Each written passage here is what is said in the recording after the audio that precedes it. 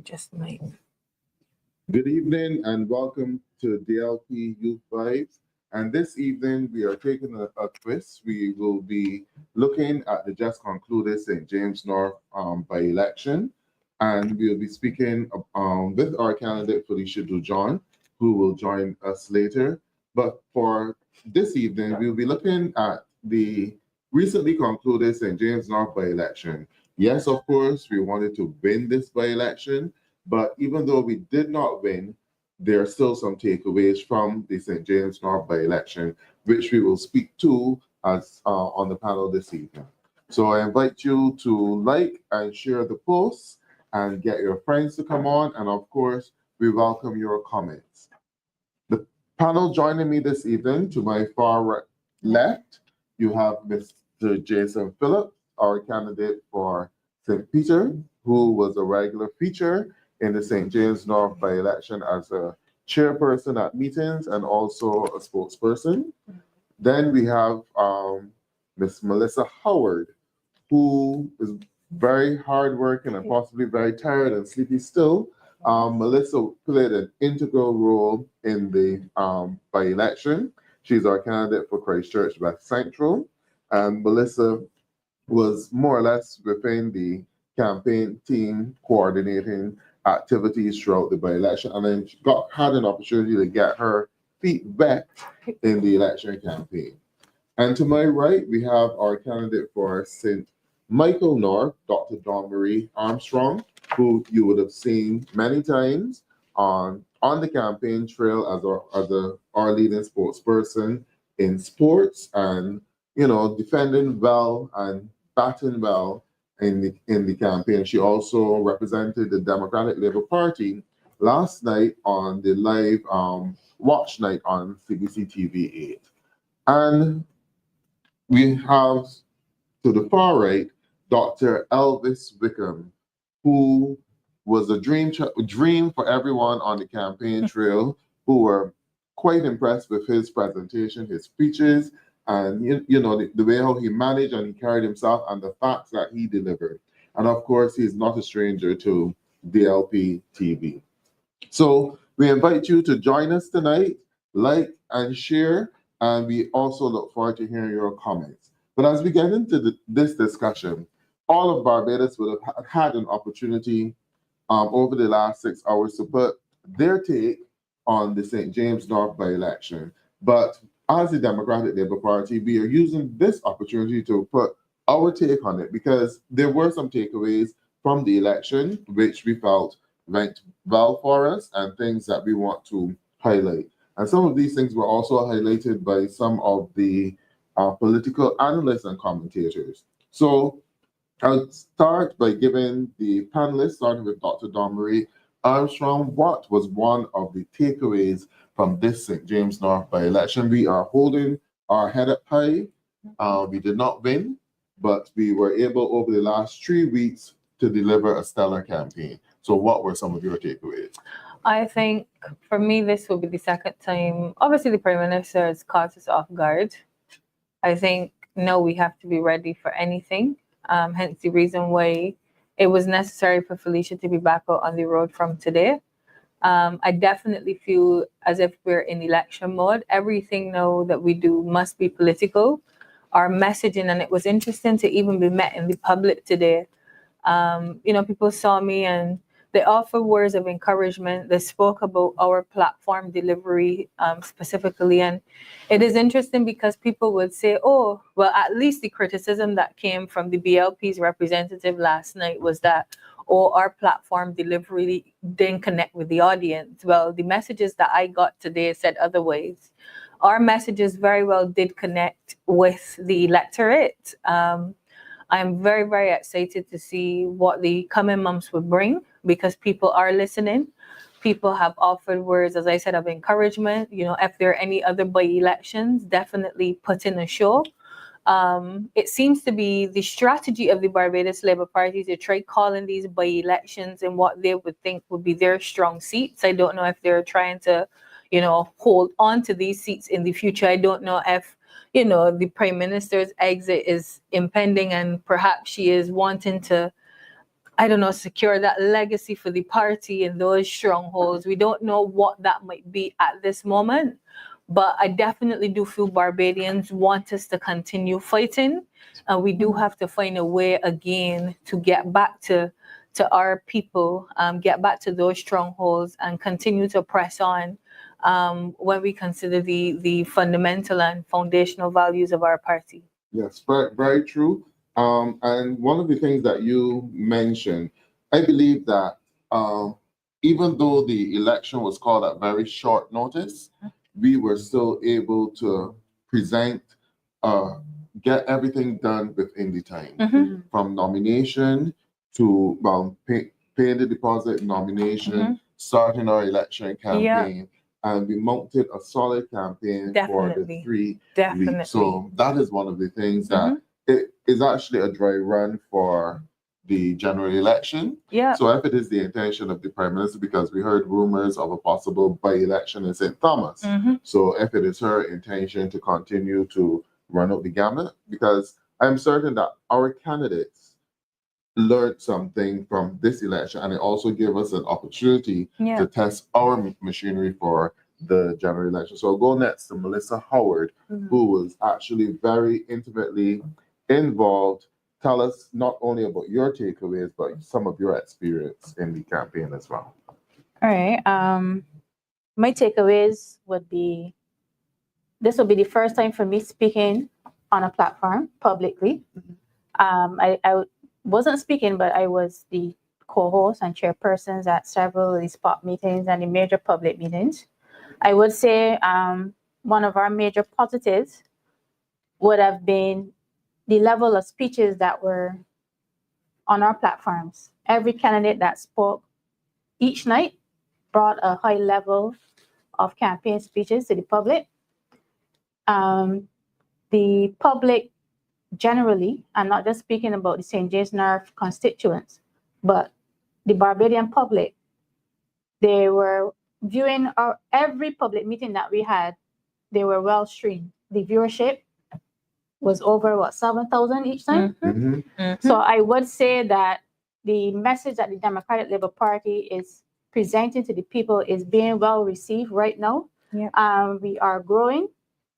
We just need to continue to do what we're doing and be consistent with everything that we're doing. For me personally, as you said, I was hands-on in the experience. I saw the tireless days that candidate had every day, from canvassing, doing interviews. And then even though she was tired from the canvassing and the interviews, she still had to push through and deliver speeches night after night after night, and she did a very good job. So yeah, for me, it was a learning experience, and I would take everything that I learned into my own campaign. Okay. And also we have Dr. Elvis Whickham, who I believe you mentioned in your first speech that you never saw yourself speaking on the platform of a major political party, right? And this happened in this by-election. So tell us about your overall experience.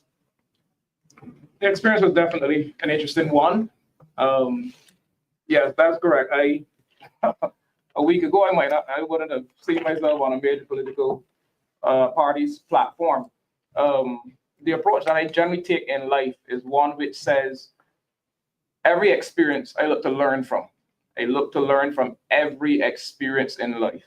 An obstacle in front of you could either be a stepping stone or a stumbling block. So I like to learn from experiences as much as I can, and I would take stepping stone concepts from this experience. I'm thankful for the opportunity to have been able to address issues of national concern, bring those issues to the attention of Barbados. I know there is a lot of content out there that, it's out there. The people heard, and those who didn't hear the first time around heard live, it's there on various YouTube channels that persons can now go back and listen to that content.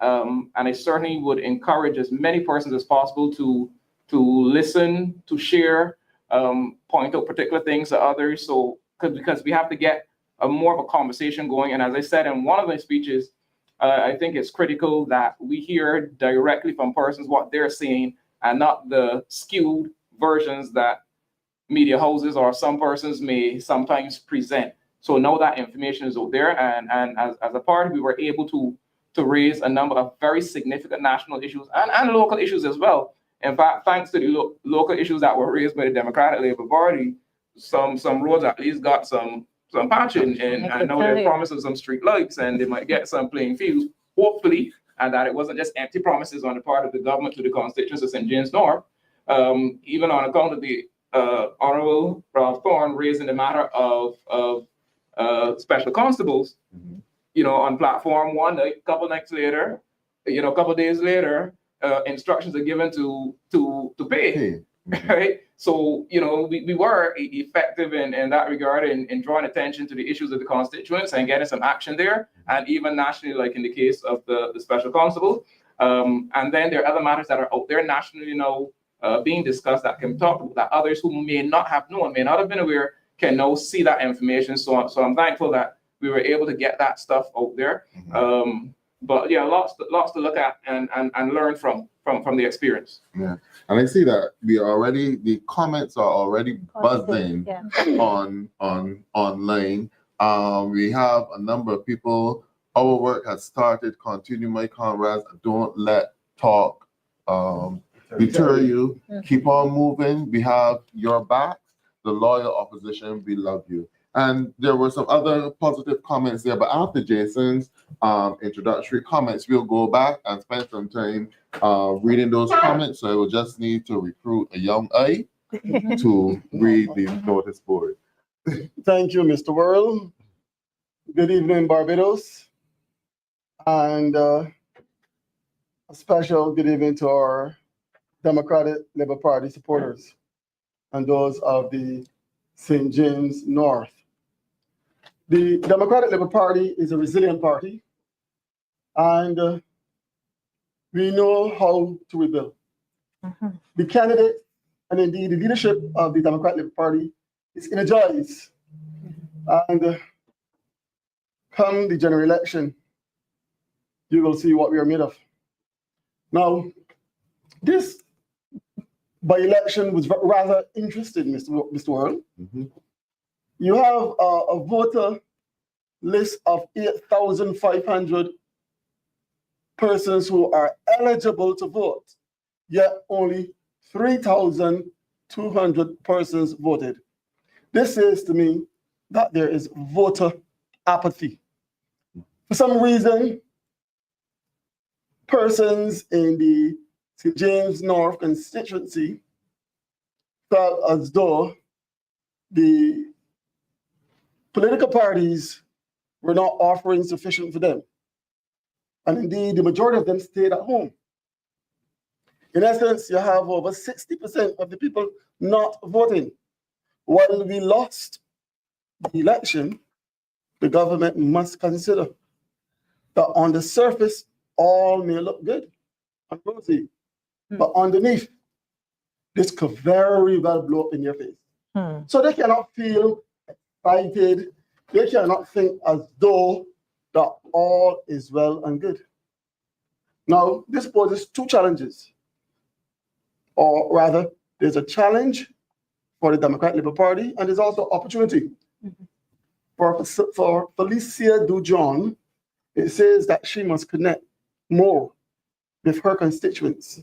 Get among the people, mingle with them, right? And win their trust. But it's an opportunity for us as well. Here in the Democratic Labour Party, we now have some wiggle room. There is a large segment of the constituents in St. James North that want to hear what are we bringing to the table. And Felicia Dujon can now use her influence to mobilize those constituents. And come the general election, we will show them what the Democratic Labour Party is made of. So that's my bit for the evening. Okay, and I think that one of the things that people need to recognize is that, because you heard a lot of people saying, well, we knew that the by-election was coming since December, and we should have put someone in the field earlier. But as a political party, you also have to take into consideration, you don't just want to put someone in the field, you want to put the best person that you have. And we spent the time in terms of making that decision and identifying what we consider to be the best person. And Felicia had roughly 3 weeks, because immediately, as soon as she was selected as the candidate, and that was made known, what did the Barbados Labour Party do? They called the election. So if we had done this in December, when they would have done the same thing and called the election in December. So even if we had put someone in the field from December, from the time we announced the individual, they would have done the same thing and called the election so that they would only have 3 weeks to get to know the constituency. But I'm happy that Felicia said last night that she is not finished and she'll be back. And for the 3 weeks, she did cover a lot of ground. She did. Obviously, not enough to build relationships and to bring out the number of votes needed. But we have a general election coming out.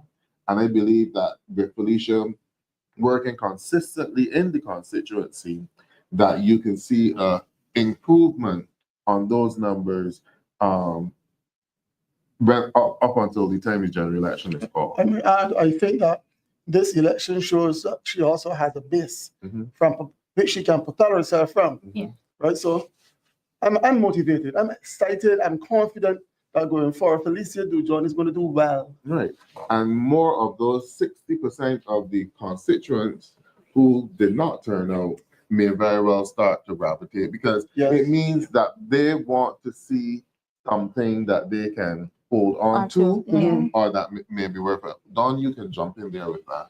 No, I was going to say that Elvis kind of hit the nail on the head. And I think the government will now be taking the lead from us, you see, because they don't have a choice but to recognize that our platform delivery did resonate with the electorate. I think the microscope is now on them and their performance.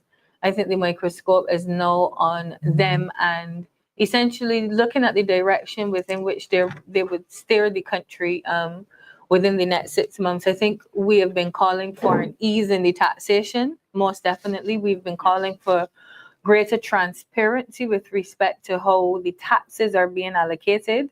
And I see this counter argument about, oh, well, the government revenue is included in the estimates, when we already know that some of those taxes are not accounted for in the estimates. And it seems as if the government still does not intend to give account for those taxes, even though we know that they've been borrowing, at an exorbitant rate at this stage, and we know that the taxes being collected are huge, the amounts that they're collecting, and there still is no real kind of accounting for that monies, and just using all the smoke and mirrors again to get people to kind of divert from the fact that they still have not been transparent and they still have not brought that integrity legislation that they've spoken about.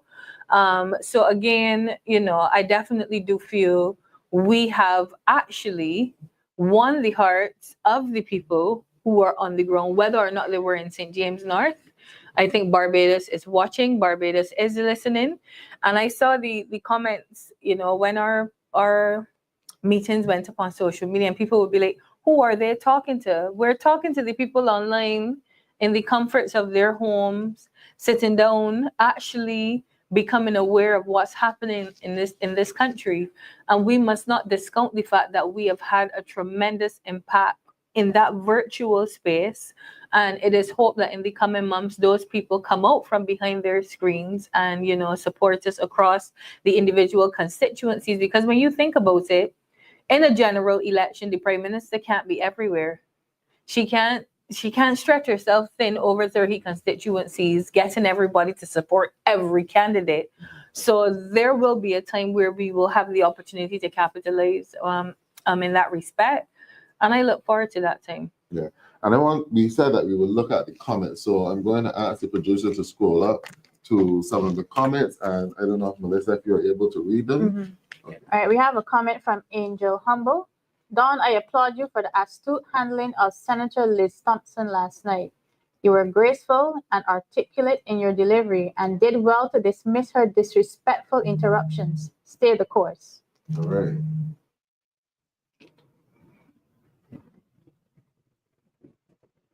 We have another one from Mona Lisa. Good night, DLP team. I am proud of all of you. Just pick yourself up, dust yourself off, and keep moving. Lessons are learned from defeat. And we are, well, definitely moving forward because we don't see this as anything to hold our head down and shame. We're definitely moving forward. And we have some other comments there. I know his one mentioned stay the course, but we already know the intention within which it was said. But we already know where that phrase comes from, and we try not to utilize that. Yeah, we have another comment from Esther Blue.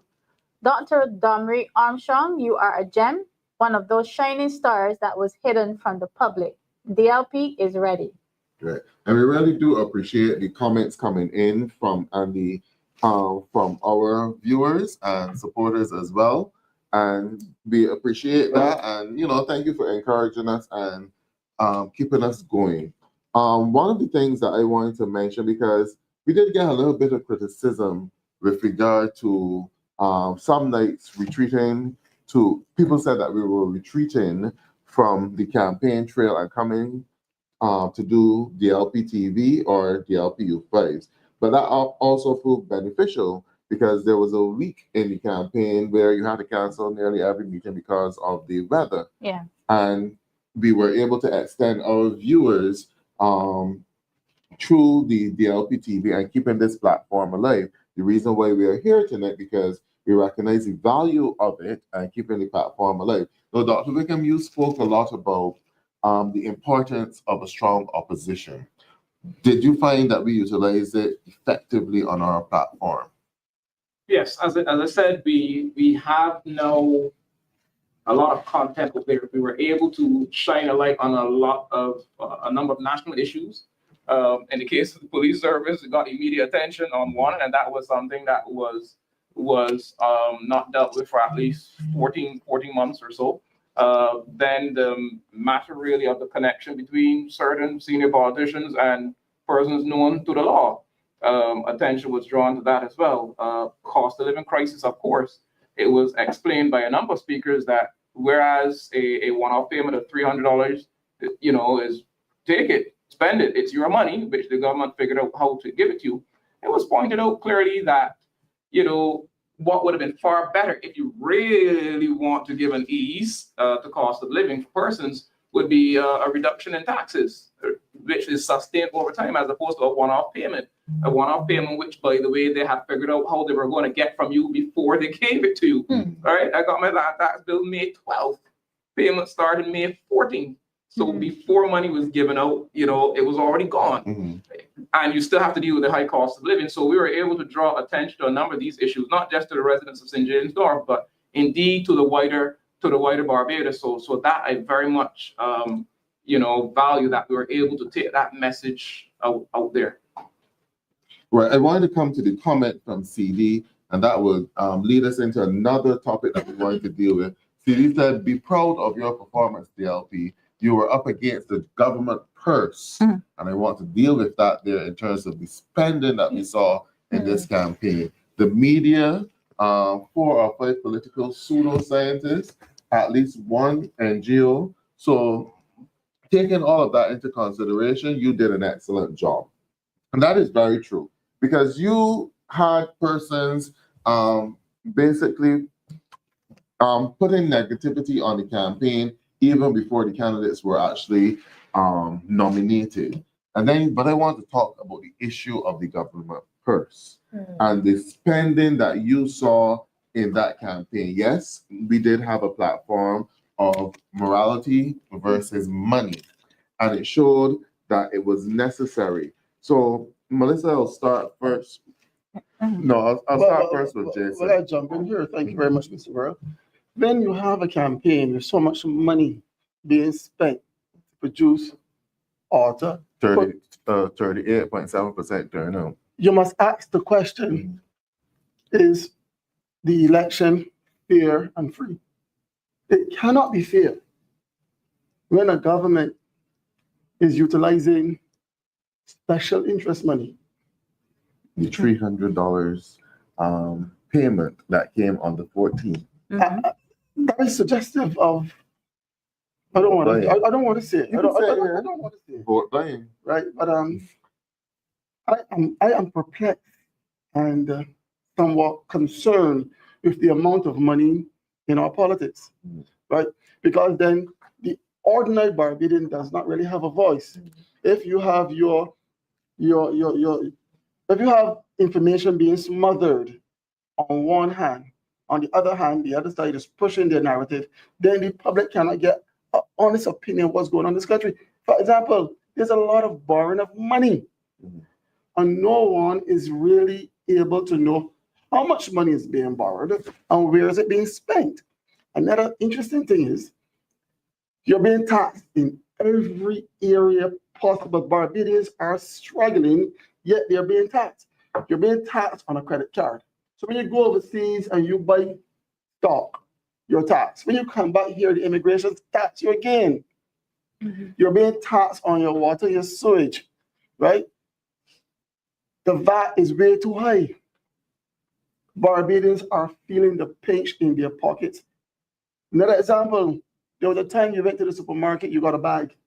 No, you shop for your groceries and they charge you for a bag. Those extra 50 cents that you will put in your top at home, you have to pay for a plastic bag. So if you go to the supermarket every day and you spend 50 cents on a bag, you're spending $15 a month paying taxes for a plastic bag when you could buy lunch with that plastic bag. This is not a caring government. Barbadians are feeling the pinch. And what is making it worse is that they are not allowed to know the true. They don't know exactly what is going on in the country.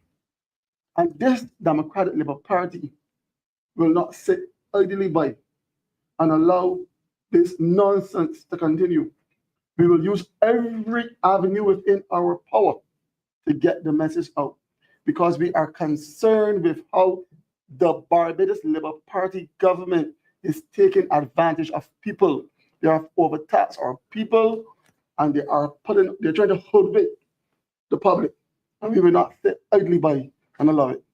Right, exactly. And then the person also mentioned the pseudo political scientists as well, who every single one of them had something negative to say about Felicia Dujon running in the campaign without even having a conversation with Felicia Dujon to know who she is, what ties that she may have had to the St. James North constituency. I know many of them knew that when Felicia Dujon first came to Barbados, that is where she lived, in the St. James North constituency, in the area of Weston. She has family who lives in that area. We did have quite a bit of support from a number of persons within that area who would have helped us out throughout the campaign. And even up to today, someone passed by the campaign house and said, yes, he knows her because I think his father, who's also a St. Lucian, knows Felicia Dujon, right? And so to say that she has no connection and no ties to the St. James North constituency, I find that a lot of our political scientists are pseudo-political scientists, as CD would have said, not my words, CD's words.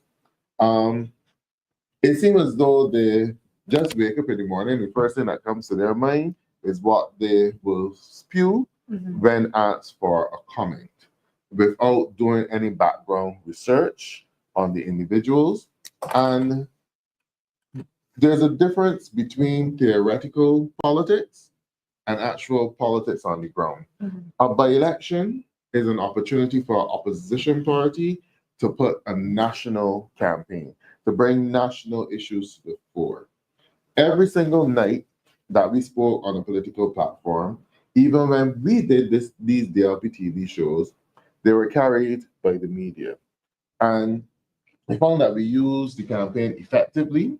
For the first week, we spoke to broad issues: agriculture, housing, transportation, all of those things. And then as the campaign went along, you narrowed to the issues that, based on what you were hearing as you go canvassing. People were concerned about crime, the cost of living, healthcare, and all of those things. So from that, I see that as a win in terms of using it effectively. And all of those features or presentations were carried in the media. So therefore, we have started a conversation with Barbadians. And I don't know if it's the experience of any of the other sportspersons, but you also had people messaging you and saying, thank you for raising this thing as an issue. But we got calls Yes. before, isn't it? Go ahead. We got calls like all throughout the campaign trail. People were asking us to speak to certain issues, and I mentioned the coaches at the National Sports Council. And obviously, again, last night, as the senator had her answers coming through her phone, she mentioned that the National Sports Council would be rebranded to Sport Barbados, and she laid out these fine plans. I really didn't pay much attention to it because there's no way that the government will be sending a message to the people of Barbados through a senator who is only there to analyze an election. So I do hope that there is a press release in the coming days, if it is indeed true, that the government send that out to the media houses and present to the Barbadian public exactly what's being done with the National Sports Council. Equally, I hope they'll be hosting some meetings with these coaches and these other workers across the island, allowing them to know what is happening, particularly, and again, they did not highlight that the major challenge was that these coaches were not sure on what condition would they be rehired. As I said, I heard that they were concerned about getting these temporary contracts after already working full-time, some of them close to pensionable age. So maybe the government needs to actually come with a clear-cut plan so that persons will be able to know exactly what is happening to the National Sports Council. If it is indeed Sport Barbados, who are the consultants? What are they being paid for? Who came up with the name? What does the logo look like? You know, to what extent will Sport Barbados be operating? What are the different facets? Is it a sport science-driven organization? Is it just something that, you know, the senator saw in a WhatsApp message and decided, okay, well, this is the answer? Is that the way the government or the prime minister chooses to communicate with their people? The people that voted them in for the 36% of people that voted in St. James North, was that the answer they deserved last night with respect to community development in this country, with respect to sport and development? I say no. I need to see something tangible about, you know, Sport Barbados coming from the GIS, coming from, you know, government comms, particularly because of the national benchmark, the national standard that the council has provided in terms of sport development. Yeah, I want to come to that comment that is there from Sharon. And as she said, it has to be noted that people from other constituencies' eyes were opened and loved the campaign, but could not vote because we were not in St. James North. We look forward with enthusiasm to the general elections. And that is if an opposition party can effectively use a by-election to ignite and have a conversation with the rest of the country in preparation for a general election, that is effective use of a by-election. Because oftentimes in by-elections, a government would only call a by-election a seat in which it knows that it stands a good chance of winning. So therefore, the opposition party, in going into these by-elections, utilize the space to put your case against the government, because you know what? After the by-election, the general election has to come. And if you notice what has been going on in this country before this by-election, that's why I made the point about getting messages carried, especially on CBC. There was one night I noticed that every single sports person was carried on CBC. Do you know that before this by-election, we would send links to our press conferences to CBC, links to DLP TV and DLP Youth Voice to CBC, never touched, never carried. But they were carried during The the campaign. campaign. So more Barbadians got to see who our candidates are and hear the messaging that they plan to bring, and also, speak up, because I also saw comments there, and we were, it was one of the positives given by one of the political scientists that we highlighted fresh faces. I think I wanted to add, because something that I also noted even last night during the election watch, each time a minister, the former candidate and MP for St. James North, every bit of airtime the Barbados Labour Party got, they utilize it not to speak to the people of Barbados about what they intend to do to take the country forward, but about how bad the Democratic Labour Party is, and about how bad this is, and about how bad the party this. And, Liz Thompson even went as far as stating, we believe in a dead man, and this and that, and the next and the third. And Emma Hinkson said, we're nothing but a pressure group. Well, he would know a lot about pressure after what he's been through these last few weeks. But I think for me at this point in time, the fact that the government utilized the time that they had last night to focus on the Democratic Labour Party should tell us, that we are very much still on their minds. Mm-hmm. They know what we did, and they do definitely see us as a threat. And I think to continue applying the pressure at this point in time will be our best strategy. If you believe that you have won and you have dominated and you are so grand and great, and it's something that I said, and the senator, again, I mentioned her name before, I promised that I wouldn't. But when she highlighted, you're continuing on with your platform speeches, yes, because that is our intention. Yes. Our intention was to raise the issues in this country. And each time we get the platform to do so, we will. Whereas your intention is to try to paint the Democratic Labour Party as, on its deathbed and far from resuscitation, when the electorate knows that it is not. And I think that is the one thing that we've done well. Yeah.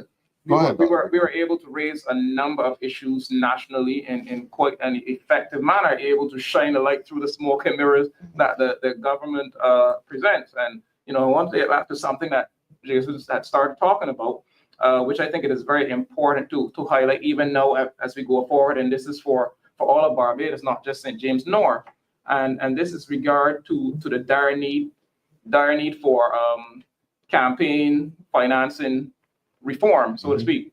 There's a saying, he who pays the piper gets his tune played. Mm-hmm. And I remember, because we've gone through 2018, 2022, and now this by-election in St. George North, where we've seen, tremendous amounts of money, millions being spent in these election campaigns. And as I said, he who pays the piper gets his tune paid.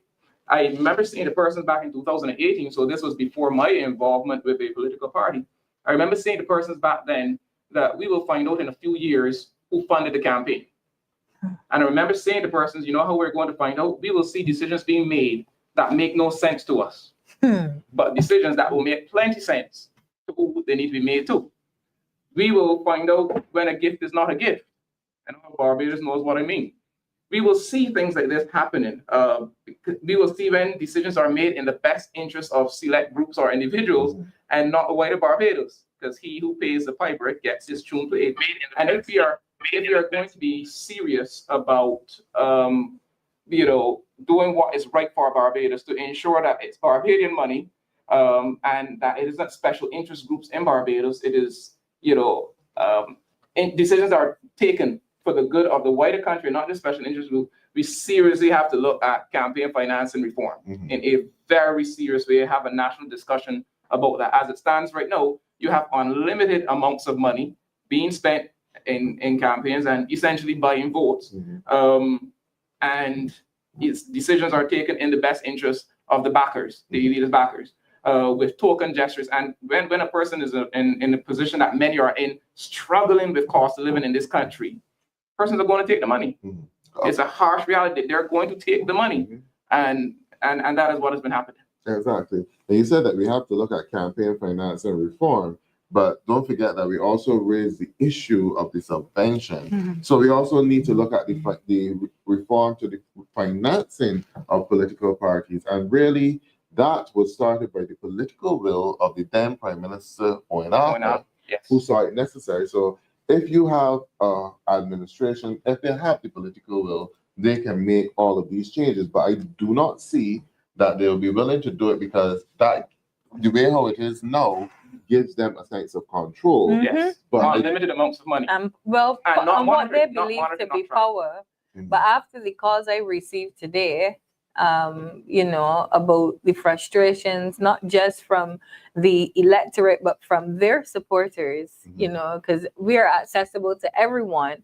I do feel that the Barbados Labour Party needs to take stock and get themselves in check, because even some of their own, I dare say, supporters and members are not happy with them and the way that things are being done, you know? So well, it is interesting. it is very interesting. I also wanted to bring in Melissa because we were talking about the message, and I know that you spent a lot of time, you know, comparing the message from the Democratic Labour Party platform and also from the Barbados Labour Party platform. What are your thoughts on how they manage their campaign and their message?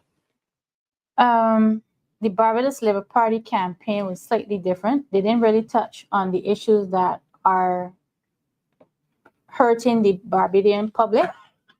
You heard comments such as the LPRTs or the DLP are a bunch of nasty, etc. So you saw we tried to keep a clean campaign. Well, they were slightly different. They were being nasty to us. They weren't dealing with the real issues, but they were assassinating our characters. Felicia, she spoke of the issues that were going on in St. James Nerve. She touched on the flooding, cost of living. She touched on the crime. She touched on the community center. She touched on the youth. So she touched on topics that were impacting the persons. Well, the Barbados Labour Party were not doing that. Exactly, and they spent more time criticizing and calling me fluffy as opposed to responding to what I said with regard to healthcare and the issues. They then went on to a campaign to say that our candidate was shaming the big man, when he body shaming the big man when he's the person that started the conversation about going big. Right? So instead of dealing with what would be national issues, they had almost like a comedy fest. But I guess that appealed to persons. Well, I'm very, very concerned, like some of my colleagues here on the panel, where they spoke about campaign contribution.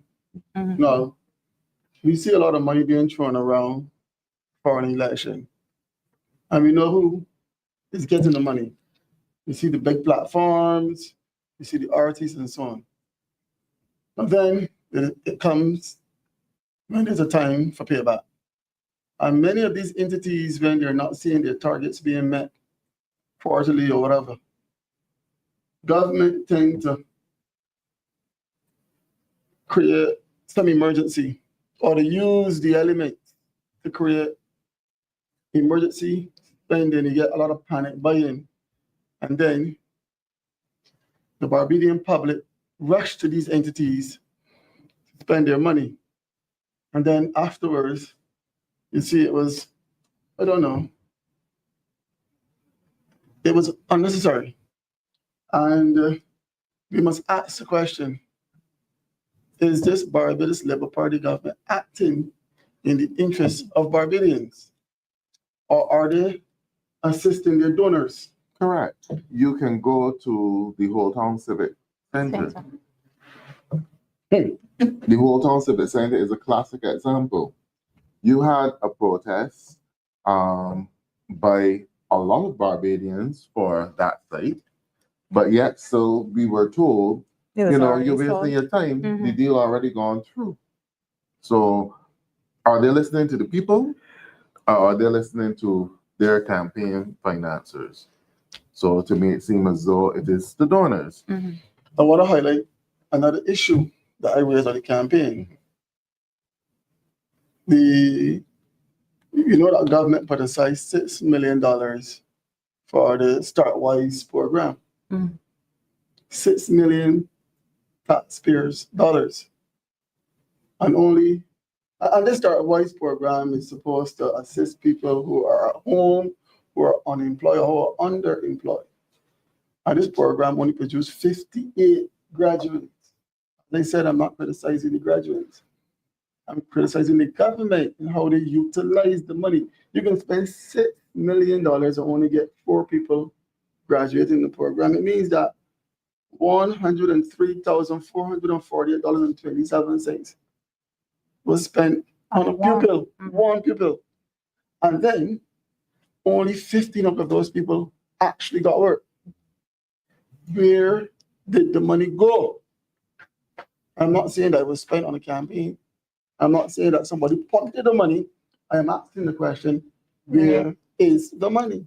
And I say nothing more than that. And you find that anything to deal with big business is done well and done efficiently, but anything to deal with the small man, complete confusion and chaos, and probably does not get off the mark. Look at the Hope Housing.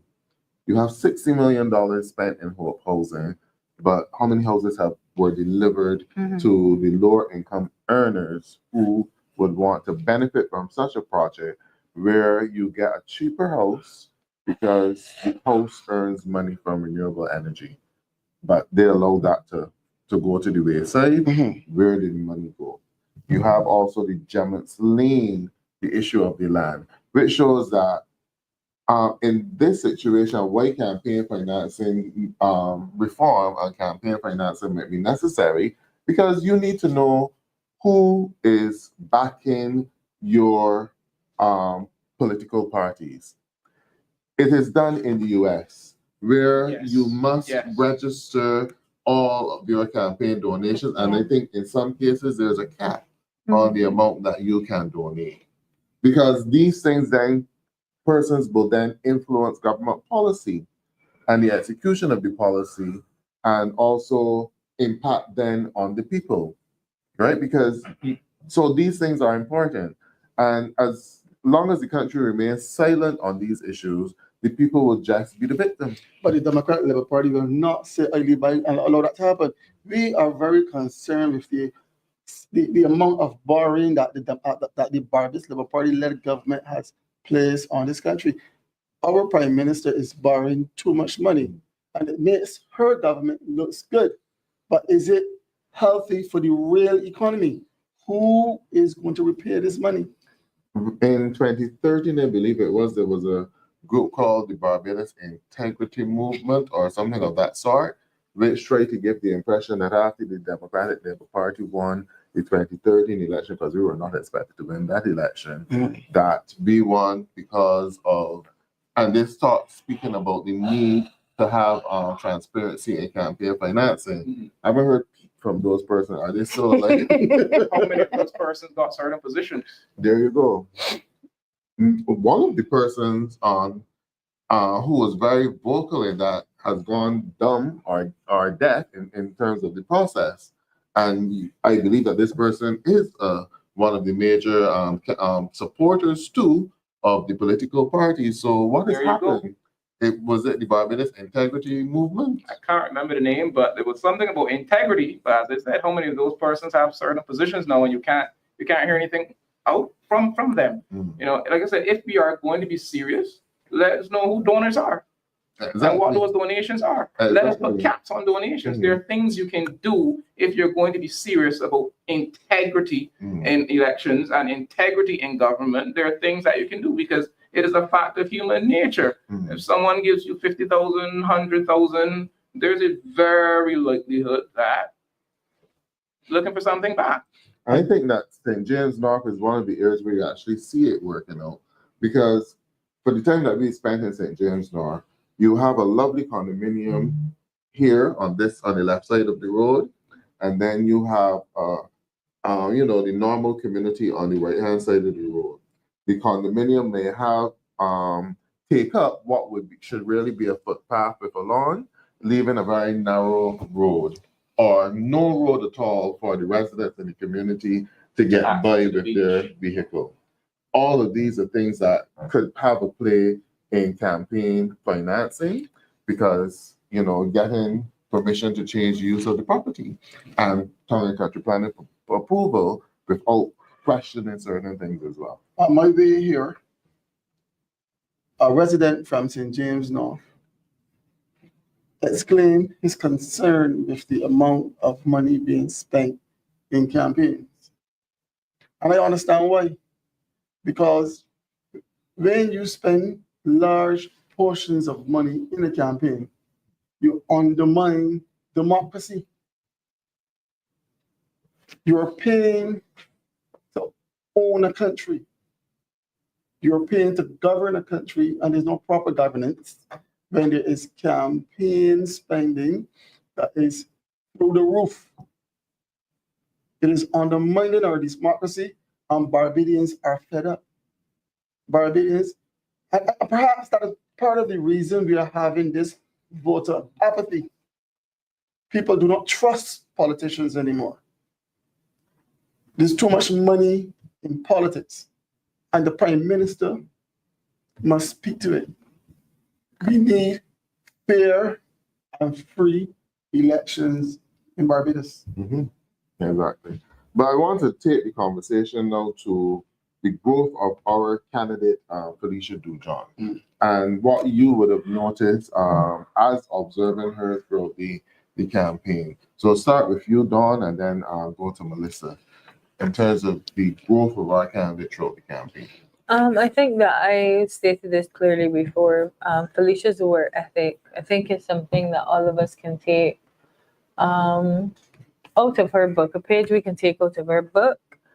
To be able to cover the amount of ground that she did in the short space of time that she did, I still feel as if it was a phenomenal job on her part. I mean, I'm here and I'm tired. I could only imagine how tired she's been, and yet she's presented herself here, you know, all polished and all graceful. And I do feel that those qualities, when seeking public office, that ability to be, you know, you're multitasking, you have to be present, you're doing your interviews, you're still, you know, looking out for and looking after the needs of constituents. I definitely feel within this space there's a need to be multifaceted, and I think it's something that she's done really well in the past 3 weeks. And for you, Melissa? Okay, she had basically 3 weeks for this campaign. So I would say over the first week and a half, the Felicia that I saw was someone that went into the constituency with a determination to meet as many persons that she could possibly meet. She was canvassing every day relentlessly for many hours. We would possibly want to break for an hour for lunch, but Felicia would eat for like 10 minutes and say, all right, let's go back on the road.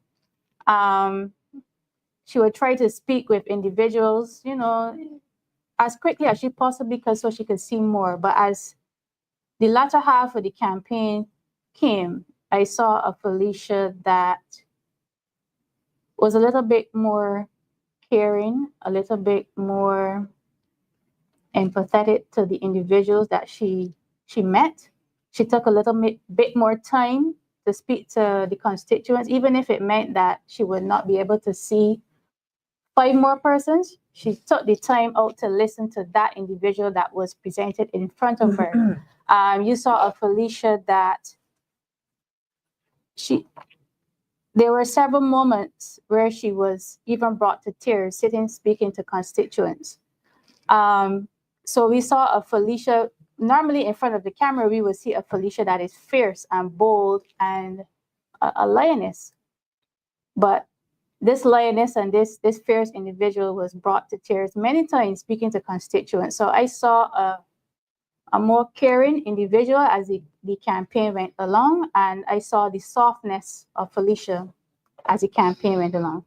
Right. Very, very true. And I actually have to say that I was quite impressed with Felicia with her determination and her commitment to the campaign, and especially her focus and the delivery of that report on Monday night. I think she went on for over an hour. And Almost she touched, almost 2 hours. almost 2 hours, and she touched every single aspect of things that matter. And that is something, it's also one thing that we need to use social media a little bit more and better.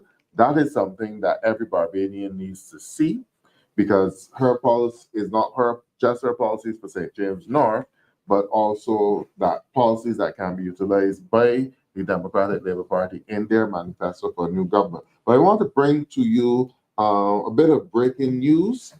Adjustments to 2 petroleum products, kerosene on change. And less than 24 hours after the St. James North by-election, and not mentioned or spoken at all by even the Minister of Energy or the Prime Minister on the campaign trail, consumers will pay more for gasoline and diesel effective midnight Thursday, May 22nd, while kerosene remains unchanged. The price of gasoline will move to $3.95 per liter. I'm certain the residents of St. James North would have wanted to know this prior to the by-election.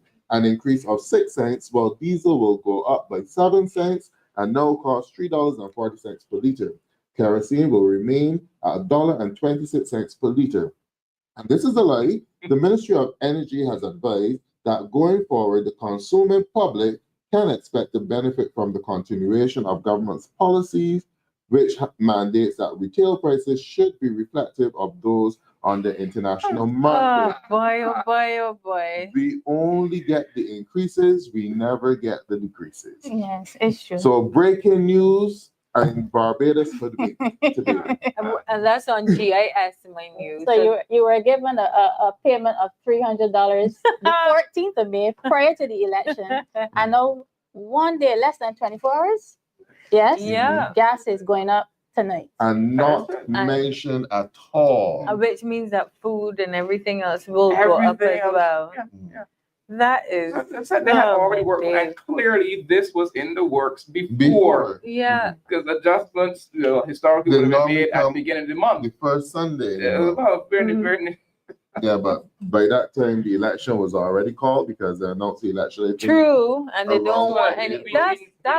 That's actually pretty sick. Like, And to show that that they is don't even care. diabolical. That is They didn't even wait a diabolical. week after the election to make the announcement. Made it less than 24 hours. Less than 24 hours. All right, we done got what we want on the tech day. Like I said, they had already worked out how they were going to get back the 300 of your money before they gave it to you. They had already worked out how they were going to get it So they back. just gain compensation for the 53 million? Is that what the Prime Minister said? The $123,300 that she gave out, equivalent to 53 million? Senator Walter had been pointing out for almost a year and a half the reductions which we should have gotten in keeping with international oil prices. We never got.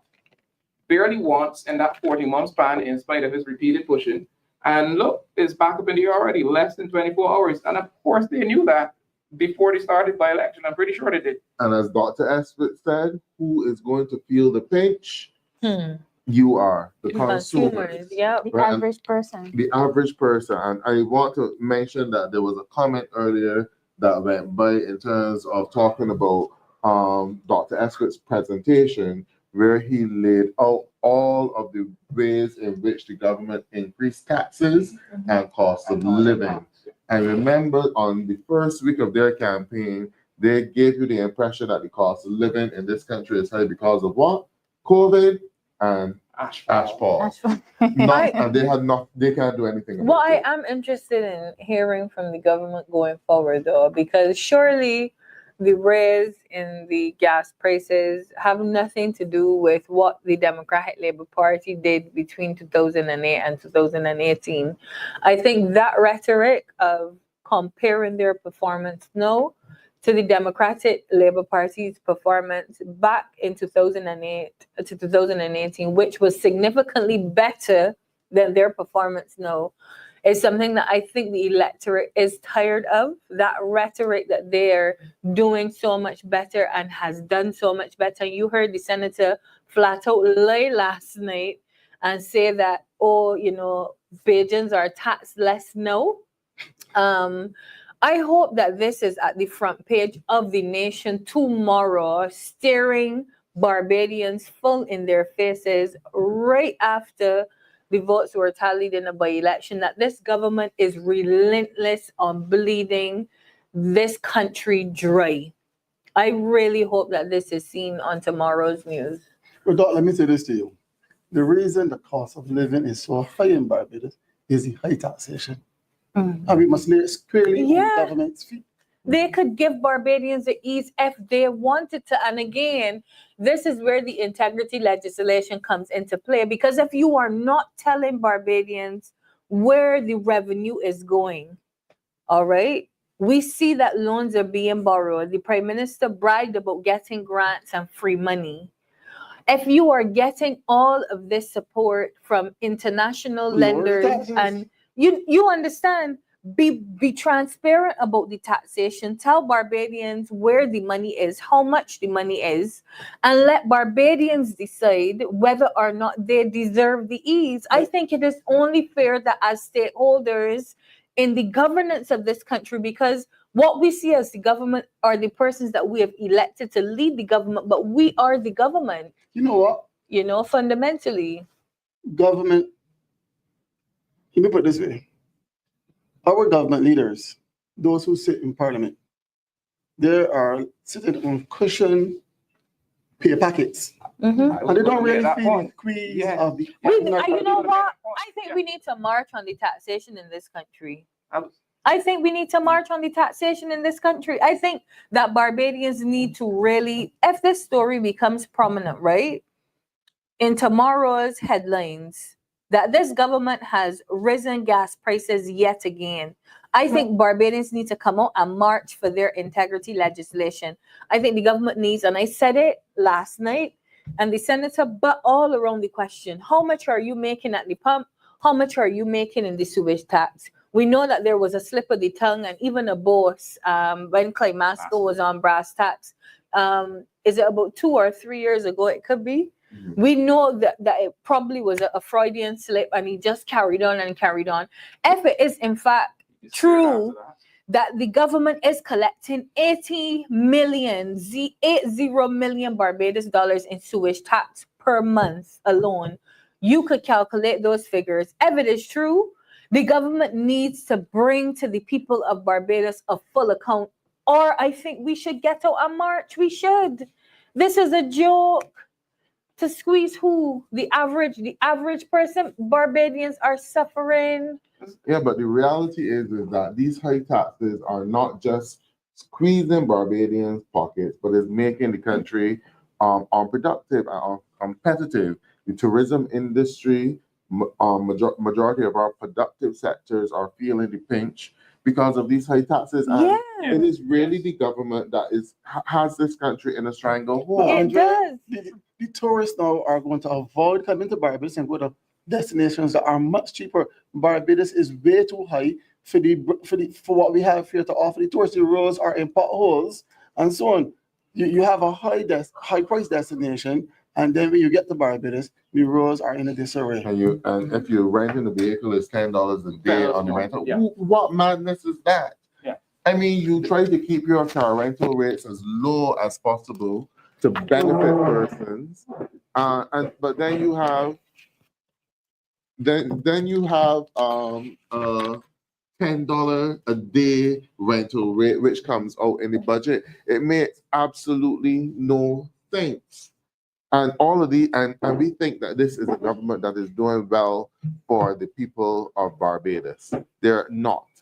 And to increase these prices now, at the time when Ryan mentioned that gas prices are going down, it shows that the government is just in a serious tax grab, and the country is not performing as well as they would have to be. And this on the back of the fact that we never got the full benefit of the reduction in oil prices that we should have in the first place. But as was pointed out, and this Barbados, we need to clearly understand, when you're part of that army of consultants or ministers, largest cabinet, if not the largest per capita in the Commonwealth, and you're making north of 15,000 consultants and ministers, 20,000+.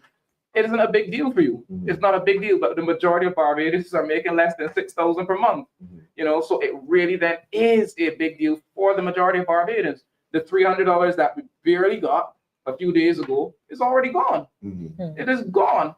And the net effect of the increase in fuel prices, you will likely, in a short order, depending on how much driving you do around Barbados, you will spend more than that $300 that you just got. Exactly. I mean, it's ridiculous. This. I wonder who said the BLP are masters of trickery. Smoke and mirrors. Smoke and mirrors. Smoke You and had mirrors. an entire election campaign for 3 weeks. And you did not You- mention once that And you you intend knew to it was raise the coming. price of gas. And it's not something that somebody wakes up and say, oh, let's raise gas this morning. No. And you know what? Even when we consider the central bank reports and the governor coming out ever so often and projecting this growth and this growth and this growth, when are we going to be honest with ourselves and call this government into account? What is happening in this country is not right. Mhm. It is not right, and it is so distasteful to even see. Is this one of the big plans that the big man had? Mhm. Did the big man know that this is what was happening today on May 22nd?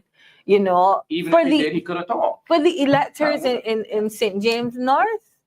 I just think the behavior at this stage is just absolutely disgusting, with a total disregard for the Disrespectful to the constituents people of that Barbados. Disrespectful. voted for them. Well, tonight we have joining us on the show, someone who may be very tired after being the pocket rocket in the St. James North constituency for the last couple of weeks. So we want to welcome onto our show a candidate for St. James North, Miss Felicia Dujon, and also to say to you that we're very proud of you. And we really were inspired by what you did over the last couple of weeks in St. James North. Well, thank you, everyone, and thank you to the viewers. Thank you, comrades, and keep up the good work. I was very proud of my team as well. I know that everyone did an extremely good job on that day. I want to personally thank the constituents of St. James North. I want to share my heartfelt gratitude, love, and of course, I would say at this point, we feel very peaceful that we did what we were required to do. We worked extremely hard and we came with you with open hands to share exactly who we are. So I want to thank every member of the constituents, for those who opened their doors and allowed us to speak, for those who shed the waters and shed their tears and shed their most intimate concerns. I want to thank you. I know it's not difficult. It's been very difficult, a very difficult journey. So I want to also share that I will be there to continue that journey with them. What we have seen coming from this by-election is that the cries of the people have been left unheard for a very long time. And I believe that the Democratic Labour Party, we have now need to focus on those kinds of concerns. And I believe every member of this country now realizes that perhaps in every constituency may face the same kinds of challenges from St. James North. St. James North has opened our eyes, and I think at this point, we should no longer close it to the concerns that they have raised. They have raised concerns not only dealing with the infrastructure. The single mothers and fathers are still have the same needs that everyone has. We're seeing the elderly, the disability. So these concerns are real concerns, real experiences of persons that are vulnerable within our society, and we need to advocate and intervene on their behalf. So I'm appealing to all our candidates in all our constituencies to get back to the constituents and to ensure that we continue the work that we're doing. This is the time that we should continue and walk strongly in what our mission is. The mission has not stopped. The mission continues because the voices of the people must be heard. And I think this is what is paramount out of what we have learned from this lesson, that there is a great need to advocate and champion on the voices of citizens of Barbados. And what we have seen, and I would also say, now that they have a new MP, I am hoping that he's going to do better than the previous MP. I hope that now the constituents recognize that they have an MP that is in government and they have the responsibility to assist in the areas that I've highlighted for them. So the issues dealing with infrastructure, single mothers, the elderly, all of those matters, including the matters relating to the youth, and having those community centers and those playgrounds, these are important matters. So I would urge the constituents of St. James North to start going to the constituency office, start picking up your phone and put the Barbados Labour Party to work. They need to continue to work. I have raised the alarm on your behalf. I will continue to raise the alarm on your behalf, but it is now, I hope that I've given you the strength to stand up and to speak about the concerns that you have. If I can do it, you can also do it. You've given me the courage to stand up against this government, to let them know that you have concerns. And I believe now that they've heard those concerns, now it is the time for them to act upon your behalf. So that is the challenge that I think we'll be looking at, because I believe that the Barbados Labour Party believes that winning an election is all that matters. And I believe that they also have to remember that a vote is people, that their policies must be personal, people-centered. And I think when people vote for you, you have a sacred responsibility to assist. And so this election, I hope, and I'm hoping, that the Barbados Labour Party has now understood that even though it is a safe seat, it does not mean that you do not help the people. It does not mean that you neglect them.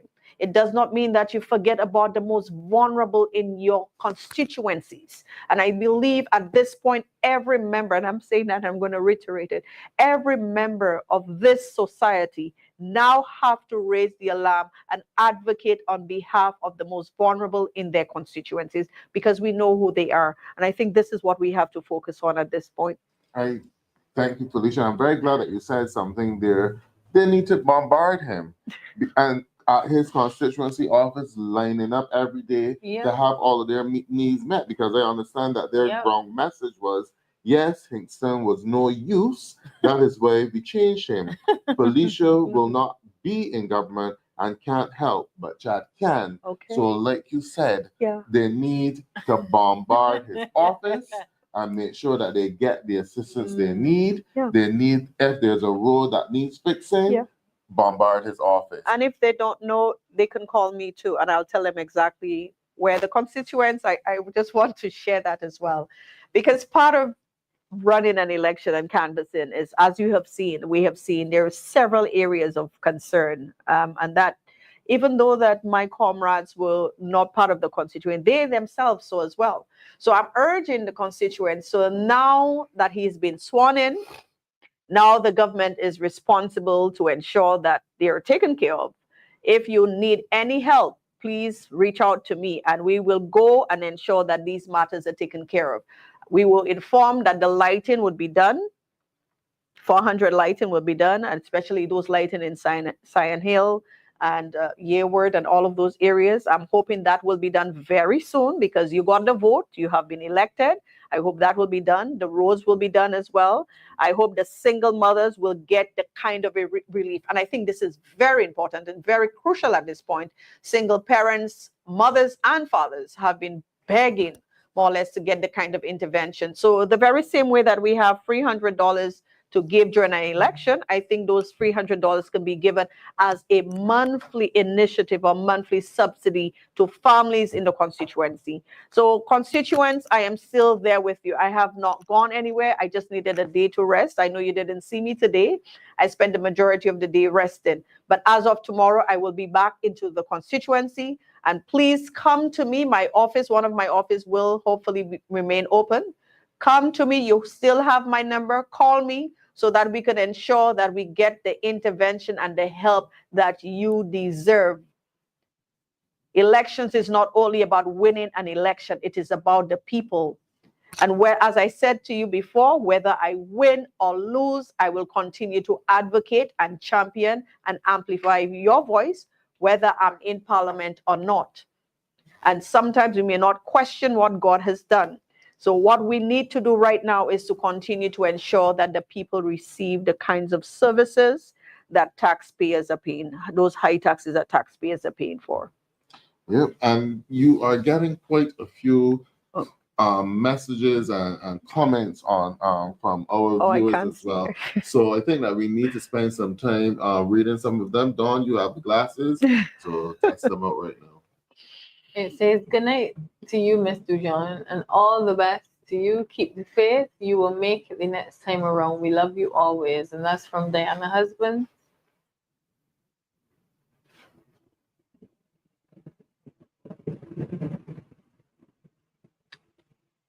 I think I had saw another there that stated, yeah, there are lots and lots and lots of comments coming through. Yeah, there were. Welcome, Felicia. That was some person that welcomed you. Superwoman. Online, stay strong. Stay strong. Good night, Felicia Dujon. I didn't realize you were resting today. I thought that when you came and you left, that was you coming back in from working. You know, you don't get no rest.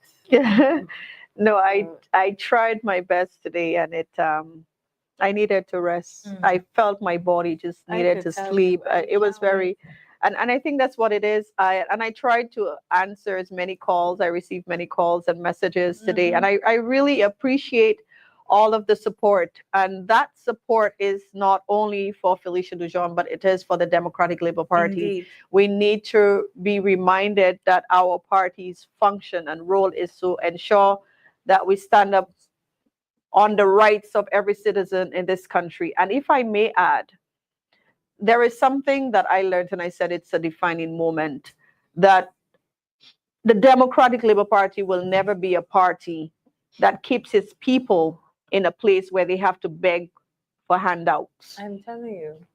Or for them to be buying votes in any way or fashion. The Democratic Labour Party is really about empowerment of people. And I think this is the difference between the Democratic Labour Party and the Barbados Labour Party. Because what I observed is that people feel that if I don't vote for them, they won't fix my house. If I don't vote for them, I would not get the kinds of, the little amenities or whatever that I get. But the Democratic Labour Party is about empowerment of people so that you do not have to feel that we have to buy your vote. And we had a number of concerns of that. I will give one example. While I was canvassing, I saw this gentleman sitting, an elder sitting outside, waiting on the steps. And I asked, why are you here? Why? Because I'm just passing to say hello. And it was after 1. Then he's telling me that they called him and they promised him that he will get a new indoor bathroom. And hopefully that with his vote, he will be able to get the bathroom. However, when I asked him what time he was there, he said he was sitting there from since 7 o'clock. And to this day, they have not visited that elder. They have not visited him at any point. So I think these are some of the kinds of concerns that we need to look at. That when you look at voting, when you look at the responsibility of a government, it's really about providing that kind of intervention, providing that kind of constant visitations of the constituents, ensuring that the constituents are in a better place than what they left. And so hopefully, as I said before, you will see, hopefully before we will see that the people of St. James North has understood their responsibility as citizens, responsible citizens, that they now understand what their rights are. They now understand the role of government and MPs, and hopefully these matters can be dealt with a different way, that people can be treated with some form of dignity and pride. I will repeat again. They need to bombard him. Well, they should. They need to bombard him. Jason, I don't know if you have any comment. Well, look, just advance what you say. That they need to put the representative feet to the fire, right? He claimed that he's the better candidate. Let him show that to the constituents of St. James North. I am still concerned with the lack of proper representation in the constituency. When I traversed the constituency of St. James North, I was shocked by the level of neglect within that constituency, seeing that it was represented by a BLP representative for 35 years. And that speaks to the level of stewardship that the Barbados Labour Party has given to the constituents of St. James North. They have taken those people for granted, right? It's like a person in a relationship, and because you know that your spouse is there for you, you go out and you do what you do, and you forget about that person who loves you. The people of St. James North have shown that they care about the Barbados Labour Party. They have given them their support. And what have they got in return? Neglect. They have been taken for granted. And it's high time that we Barbadians, and I'm speaking to the whole Barbados now, we must start looking at the issues. We must hold politicians accountable. Do not allow persons to mamaga you. The days of corned beef and biscuit politics are over. We in the Democratic Labour Party is a caring party. We have a track record of helping ordinary Barbadians. We have instituted free education, free school meals, free healthcare, and the list goes on. Our policies have always been people-centered. And we will continue to serve the good people of Barbados, even though we are in opposition. We will speak out against the issues that affect you, issues that do not work in your favor. You know why? Because we care. As I said earlier, we are energized and we are motivated, and we will do what is necessary to win your hearts, because we will form the next government. Okay, thank you, Jason. And we have joining us tonight our political leader, Ralph Thorne, who I am sure is also very tired, and hopefully he had an opportunity to have some refreshment today, but he has been on the campaign trail, and I want to say that I was also inspired by you on the campaign. You were there with us in the trenches all throughout, and every single night you brought a solid message. Yeah. And things that, and people actually were leaning in to hear what you had to say. You're often heard Worrell feet on the campaign trail.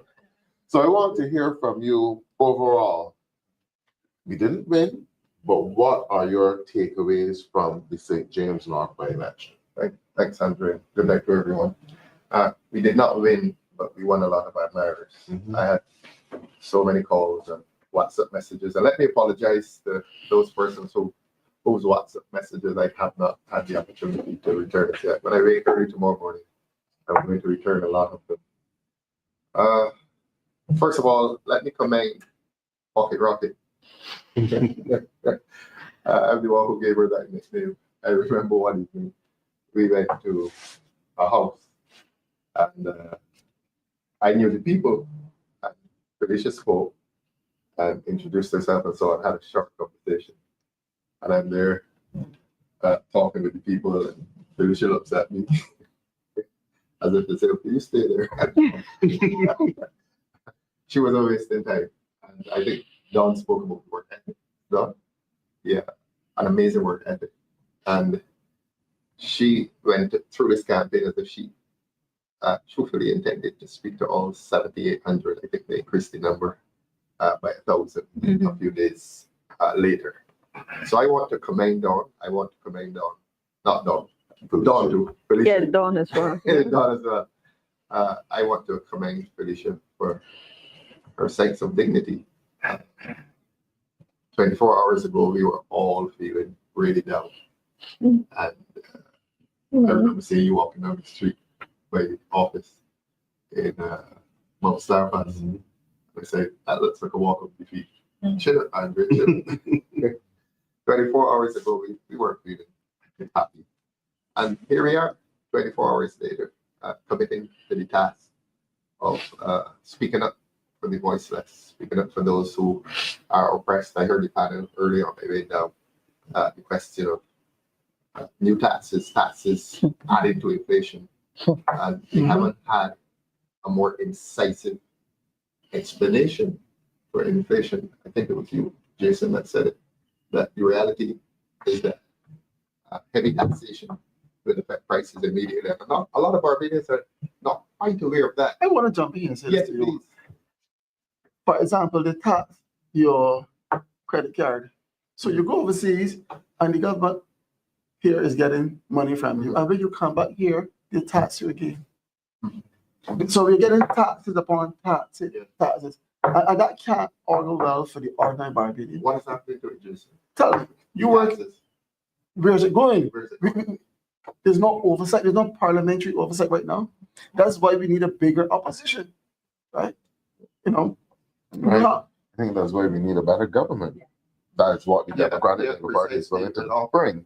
But 24 hours later, we're here. We're here, and that is true. That is a strong tribute to the quality of this party. It's not for the faint at heart.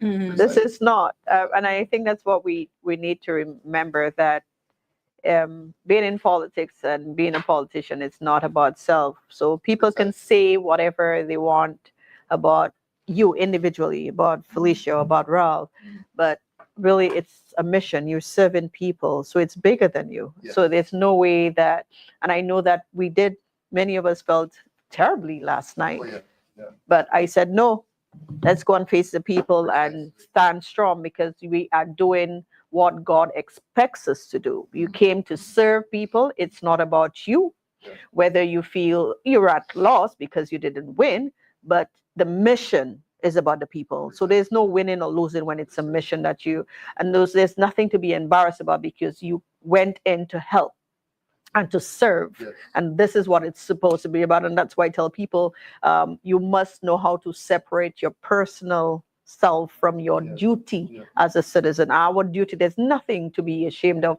or nothing to feel bad about that you did not get but you still serve. Yeah. And service is something noble. Yeah. And it will always. So when I saw how some of my comrades like, no, stand up. We need to go forward, because this is about the service of the people, and this is why we were placed there. And I believe that the people of St. James North recognize that, because every single day from the time the by-election was called, we were there. Yes. We went to every single house. And as I said before, I want to thank them. They opened their hearts and their doors and allowed us to come into that space, that sacred space where people neglected them more or less. They allowed us to come in and see what is happening. And that's something that the Barbados Labour Party has not experienced. They haven't seen or shared those experiences that the people felt comfortable enough to share with us. And so I think that is very important. The trust that we have built is going to go a very long way.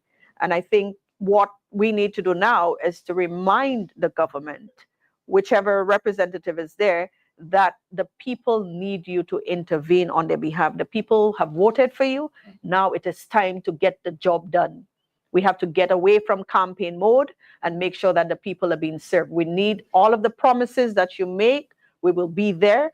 Me, particular, Felicia Dujon will be there. So you're not going to have an easy way with that we are going to be there to make sure and ensure that those promises are made and that people feel comfortable enough to raise those concerns, because there seems to have some element of fear that I do not want to speak up about the roads, because I don't want to not get the kinds of help or assistance that I would. People with disability, a household that has 5 persons, holes in the roof, holes on the flooring, with children in the house. We have voted for this government, we have voted for this party, but they're not intervening. And if we do say something, we will not get a little help. And I think it's really about empowerment of the people. We need to empower people so people do not have to feel, well, I'm not going to say much. I will stay in the conditions that I am, because if I speak up too loud, I'll be victimized. And I could reassure the people of St. James North, as long as I'm alive, they will not victimize you. I just want to remind Barbadians, though, that the Democratic Labour Party is a resilient party. Oh, yeah. And we are here for the long haul. In fact, our presence here, Jason, it's evidence Oh, yes. of our selflessness. Service. Because I have not seen a party, a defeated party, do what we're doing here Oh, no. ever. Mm. Rest today and come out ready to go again. As I said, we are Ready- energized, we are ready. To stand in the gap, Mm. to speak for those who are afraid to speak. Yes. I wanted to say something about Weston when we went to Weston last week, where we did the drive-through. Yeah, you could go ahead. I was circling the car, and we thought it was hostile, and it was not. No. A few days before, y'all talked about the gas prices today, Yes. and they did a road in Weston Yes. literally 2 days before the election. Yeah. Paved the road. And we in Weston. spoke about the roads. Yeah, this man came down there, he's carrying on and saying, look, them couple put this road wasn't needed down here, but this just for the election. Yeah. So that people are aware. People, people know what the government is doing. People understand the trickery involved in the elective process. So, but I want to pay tribute to all of you for having the courage to sit here tonight, 24 hours after a defeat. We have a good leader. Right? I just want to say that we do have a good leader, that you have continued to be there with us at every step of the moment. So we do not feel that we're here alone. We have the people coming to support us. And let's be real about it. Members of the Barbados Labour Party voted for us too. So that's a plus for me. Thank you very much for the vote, because they understand the need for us, for people to do better on their behalf. So there is a shift, and the low turnout tells you that as well. I mean, if you can glorify for a voters turnout, I think it's 38%. 37.84%. You won by 2,000. You're supposed to be the dominant party. 3,200 something persons came out. It tells you. It tells it. 1,000 names were added to the list. Yeah. Although exactly. Melissa, That's correct. Yeah. 1,000 names. So these, I think, so that it is very concerning. I mean, and it's for a party that area is supposed to, St. James North, supposed to be a safe seat. So I would expect at least 50%, knowing that you're in government, you have the majority, and this is your safe seat. We should have at least 50%, and your numbers should have been way higher than that. So it tells us that this election has been a defining moment for the Barbados Labour Party as well. And as I said before, undecided voters, new voters, and I think when we do our own analysis, we will see that as well. So there is a shift. There is a shift for us where our members are now coming out as well. And while you find the Barbados Labour Party members are staying home. So that's something that they need to look at, that something is not right. And that, although there is, as I said before, they've won the seat, but how did you win that seat in terms of your numbers? And so that will be something that I think you really need to speak with. But as I said before, we're going to hold them to task, because this is more than an election. Barbados Labour Party is good at just election mode, but when it comes, when it comes to governance, and that's what we will be working on. Go ahead. And Felicia, I say this to you. Those 60% voters who did not vote in this election, this is now an opportunity for you to mobilize those people. Win their trust. And in the general election, I am positive, I am sure that they will give you their support. I think the people, the voters, based upon what, and it was very interesting that you go to their homes and they tell you what their concerns are.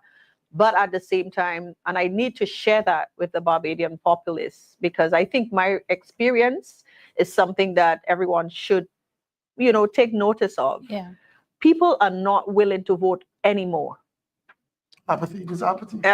And not only because of that, because they're seeing that no matter how they try, this government is not going to assist or intervene on their behalf.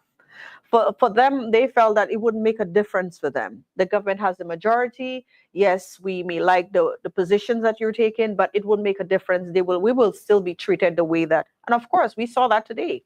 Right after a by-election, they have won the government, they have won their seat, and they've increasing the Gas. prices of gas the Yeah. next day. What kind of government does that to people, knowing it's very insensitive? It doesn't seem to really care. It's very self-centered that we've won, back to normal. We don't care about how you feel about anything else. And so and it is this reason why we have to continue to fight, because the people need to be strengthened. They need to have the courage. We have to show them how courageous we are. So even after losing a by-election, we're not going to, okay, we've done. It's not about us. We have to go back and ensure that we keep fighting so that the people can rise and challenge this government how they should. And I think the general election will be different. I strongly believe that, because Barbadians from outside was looking in to see what was happening on the ground. And I think that's very important as well. Yeah, because we all. Sorry, you go ahead. Okay, thanks, Andrew. I wanted to say something about new voters. Yes.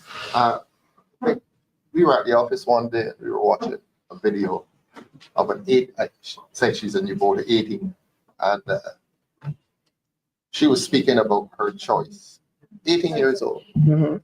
And it occurred to me that this is her first election. This is the first time she's going to vote, and she said she is going to vote. And it occurred to me that when the Barbados Party came into office, she was 11 years old. Mm-hmm. And that over the past 7 years, she's only seen the Barbados Labour Party. And what has she seen?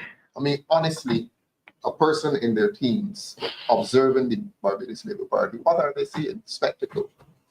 And we talk about this all the time. Entertainment, that's all that is what she associates with the Barbados Labour Party. And perhaps that is what she associates with politics or challenge. How do we reach her? How do we reach these 18-year-old children? My concern is Because we don't do spectacle. We do substance. Yeah. So how are we going to reach them? By the LPTV, by seminars, by going into the communities and organizing events. And that is our challenge, to reach that 18 to 25 group that has seen their interpretation of politics is a BLP interpretation of politics, spectacle and party and Handouts, party. No, but I think we need. The chap who drove past the office one night, Yeah. and he joked with it beside your voting. And he's it was Cavill and myself. Yeah. He said, "Man, you gotta pay me for my vote." Yes. And Cavill and I looked quite embarrassed. He didn't quite know what to say. Yeah. And there was a sense of which he really was not joking, Yeah. and he was not going to vote. But that was his response. You got to pay me for my vote. Again, this is what they have seen in the last 7 years. This is what young people have seen. How do we deal with that? And that's perhaps why we have such levels of unemployment in that constituency. They're high Be- levels. Yes. So the question that you'd want to ask is, especially to the new voters, especially to those young persons, what are your dreams? What would you like to accomplish? Because if you have a government that comes around only when they want your vote, and they're not providing any kinds of intervention, meaning they're not giving you any training, they're not giving you any kind of internship, they're not thinking about how to develop you as a person, but they only want you to fed. And once you fed, that's it for them. Then these are the kinds of questions we need to raise for our youth. This is a government that speaks about youth development, but we do not have a community center. I was about Correct. to ask, Excellent. Yeah. So- Excellent point. Yeah. is there a community center? No, they You No. don't. get a sense of the No, the WIM does not energy of have, young no, people, they, like how you would see it no. in Silver Hill office, Sorry. Canesa, the football and so on. I found St. James North a very interesting constituency in that regard, almost what you call a sleepy constituency. where Yeah, I don't people even just think go that to their I've houses. come across a playing field per se besides the playing field at the schools. Yeah, the schools and the WIM. which was a Yeah, beautiful yeah, Saturday at the WIM. afternoon. And besides that, there are Yeah, none. yeah. Only one community And the center. Western Community Center that's closed. Yes, it's, Yeah. well, I wouldn't allow people to go in there. It's not a place that, but it tells you in terms of, So what do young people do for recreation? that's a question. And I think that's what we need to look at as a party. We need to look at how we can enable and support and empower the youth in that community. We have a I have comment. to recognize, so I'll let you get on to the Mhm. comment, that James North is primarily estate, the village, Yeah. That's true. and That's true. condos. So therefore, So that the interests of young people, local No, young it's to people, work in the. It's just have put to be aside. taken into consideration. Yeah. all right, All right, we have a comment online from Marva Hunt. I have been listening to politics for many years, and I have really seen a politician like Mrs. Dujon. Beautiful. Her characteristics are so unique. I see the love, the emotion for the people, and so much more. Thank you very much, Marva. Well said. Well said. we had quite a few very interesting comments and for Felicia. So there's still some people in your corner. And as we said earlier in the show before you joined us, that you have now this great opportunity to build on that and to go out there and to start building relationships with the constituents of St. James North. Mhm. And I'm certain they will see, as one of the persons commented, that you are indeed the better candidate. Well, I want to share. I received a call from an elder. I think she's about 84. She called me later this afternoon and she said, "Congratulations, congratulations. You came second." And it warmed my heart. But the elders, she was so excited. I love, but it is, and that's the relations that I have with the elders in their constituents, because they see me. I don't think they understand that I'm older than 20 something, so they see me as they see me as a granddaughter. So when they speak to me, they speak to me as if I'm one of their grandchildren. So when she called, she was so excited. She was like, I saw it on the news. You came second. You did a good job. And I was like, thank you very much. Thank you. But it doesn't work that way. But at the same time, we need to recognize that numbers are people, regardless of whether we got 7, 2, or 3 votes. And I think this is what the Barbados Labour Party advocates, or whoever they are, what they tend to do is to look at the numbers and laugh, but they're human beings. Yeah. And they're part of the constituents. And I want to thank every single one of them that voted for the Democratic Labour Party. That means you appreciate our vision. That means you appreciate the work that we do. So thank you very much. And I know that every person that voted for me, that you have a family as well, and you have a dream and visions. And thank you. From the bottom of my heart, I want to thank you that you took the time and to give us that courage. And that courage is very important to me. We may not have won, but your vote makes me feel that like I have won. And I really want to say thank you on behalf of the Democratic Labour Party for that. Well, we should say thank you. Oh, we're because going there tomorrow.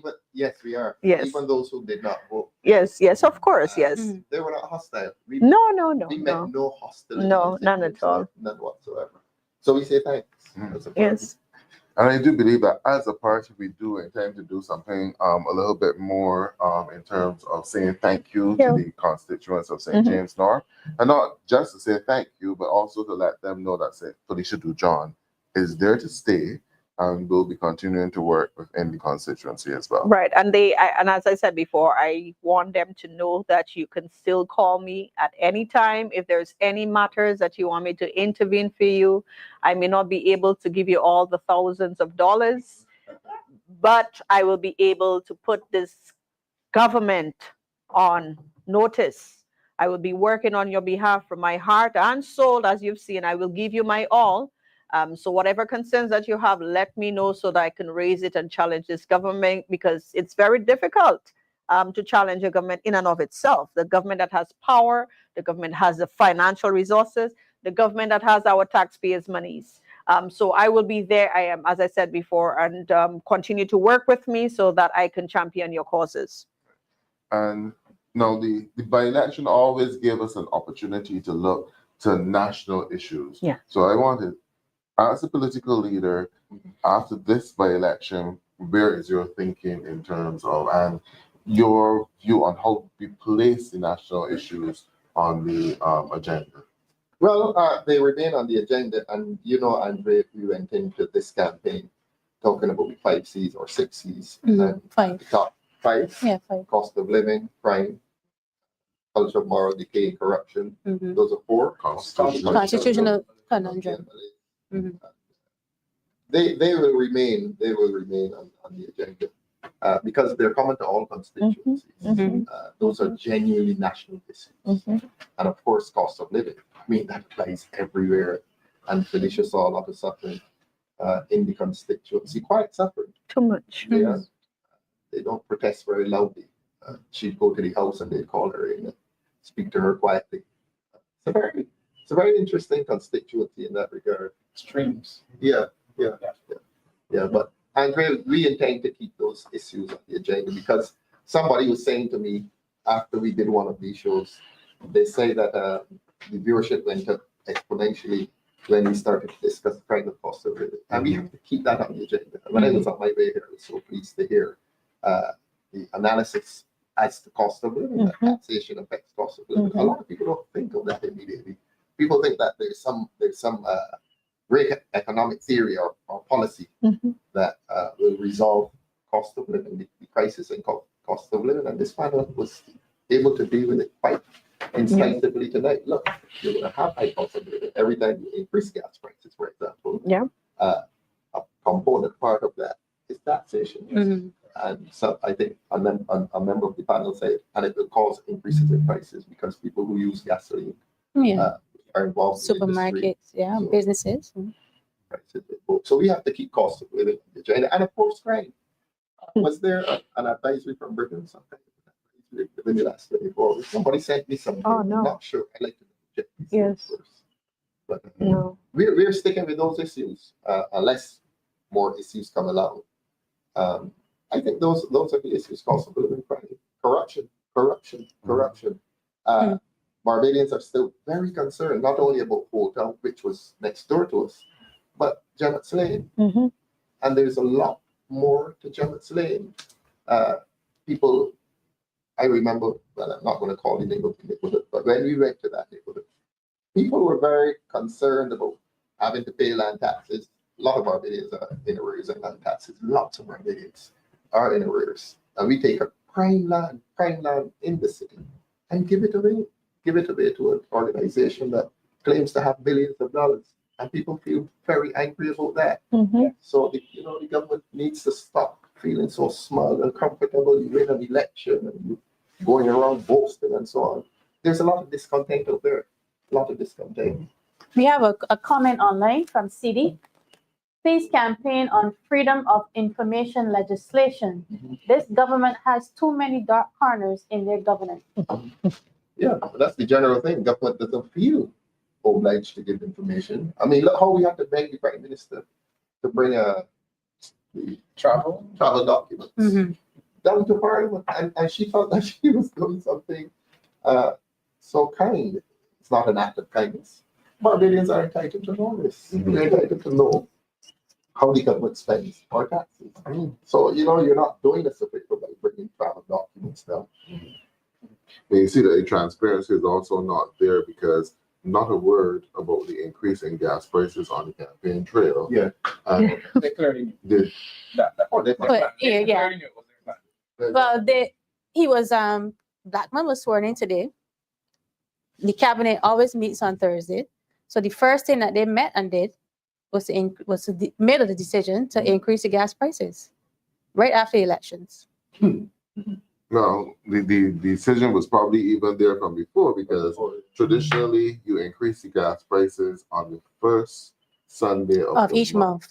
So, but by the first Sunday of the month, we had already identified that there would be a by-election. So that time it was not appropriate for the increase for the campaign machinery.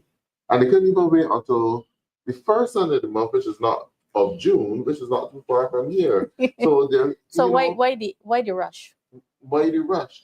So the whole narrative that the economy is booming and there's bounty out there. Well, the bounty is because they're grabbing all your money, and it seems as though the Barbados Party believes that we are supposed to have the money and you're not supposed to have any cash in your pocket. Once upon a time, they had a slogan that we will put money in your pocket or something like that.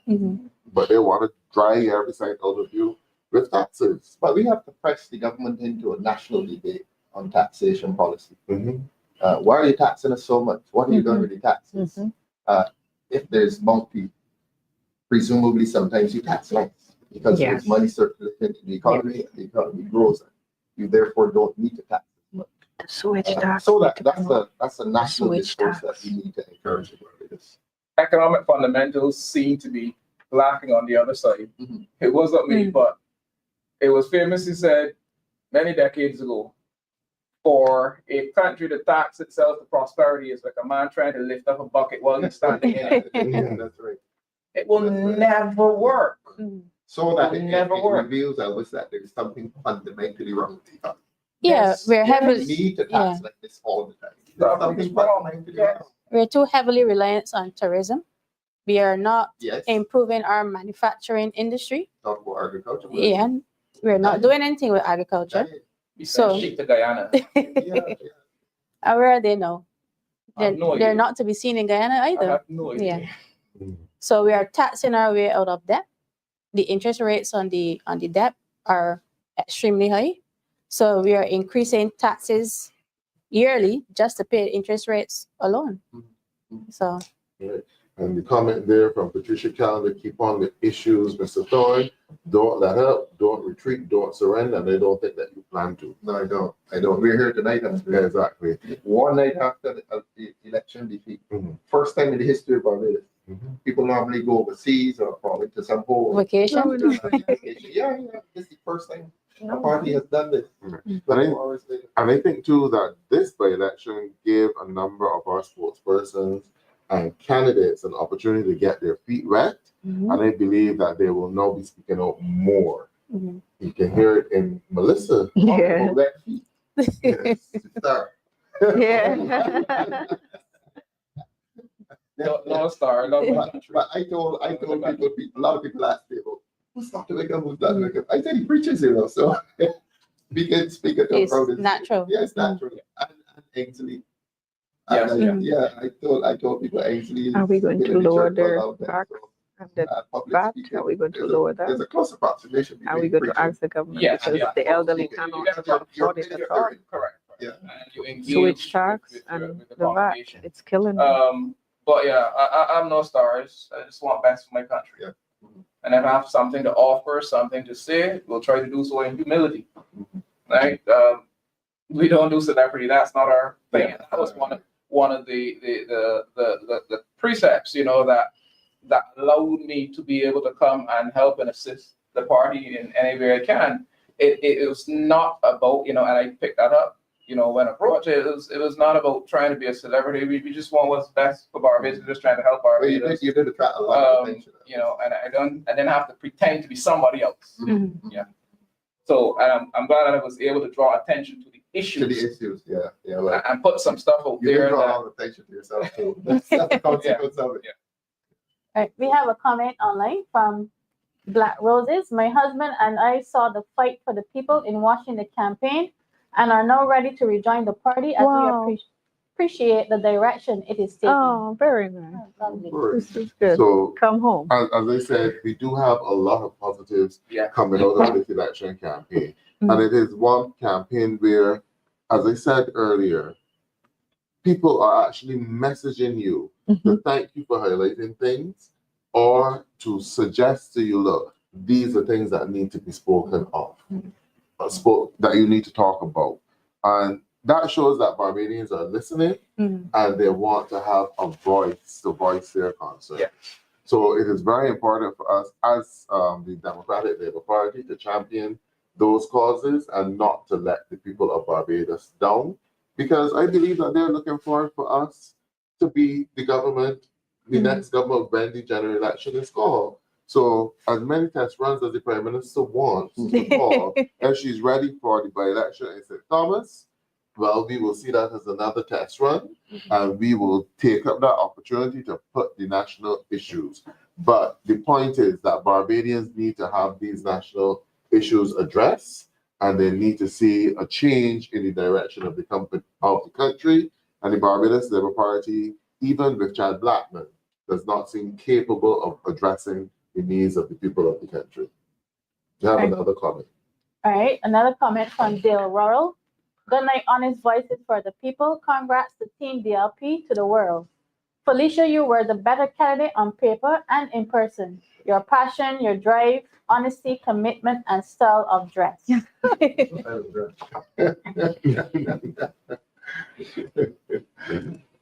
All right, so we're almost in the final minutes of the show for tonight, and I'm going to tell you from early, we will not be going over tonight. Yeah, we're tired. Still need to rest. Yeah. Yes, we need With to, our to rest. get home It was before a big midnight fight. for a change. Oh yeah, you were doing 2 and 2:30 for the last 3 weeks. Exactly. You were a So, good manager though. Really. Yes, thank you, Well, my thank you. campaign manager. Thank Thank you you. very A much. lot of people didn't understand that you were down there late in the day. right, because well, if we have people still working, I don't think it is fair for me to go home and leave people out there Yeah. working. So that's the way how I am in terms of making sure that things are done, and then you leave with them. And not only that, but also to look at ways that you can do it better. Mhm. Because we found a solution to that. Because one night we actually had to stay until 2:30, but then after that we found a solution, and it seemed as though there's one particular night that we left too soon because I got a call from someone who lost something at the meeting, and they called to say if the people were still there. But by the time they called, no, we left every since. So Very you good. can help that person by going looking for it. So you need to run an effective campaign. It's not always going to come out the way that you want. You have to do different tests. And there are a lot of takeaways from this campaign that we can use to better ourselves for the January election. And we'll not disclose those now, but we will discuss them and put those things into practice, because right now we are, as someone mentioned, we are in January election mode. We had a by-election, but we are really in January election mode, and that's one of the reasons why we are here tonight, to show to Barbados that we mean business, and we are in January election mode, and we are going to be ready whenever it is called, and we are going to use every opportunity. I believe that the producer has a few clips for us, and I think one that we should go to is that song from a constituent in for Felicia. Oh, And as Julie Moody said, don't wait until last minute to start your campaign in St. Thomas. We won't do that. There's a candidate in place, and we would expect for that candidate to be on the ground, knocking on doors and, getting everything in order. And it's not just a candidate, but a candidate with experience as well.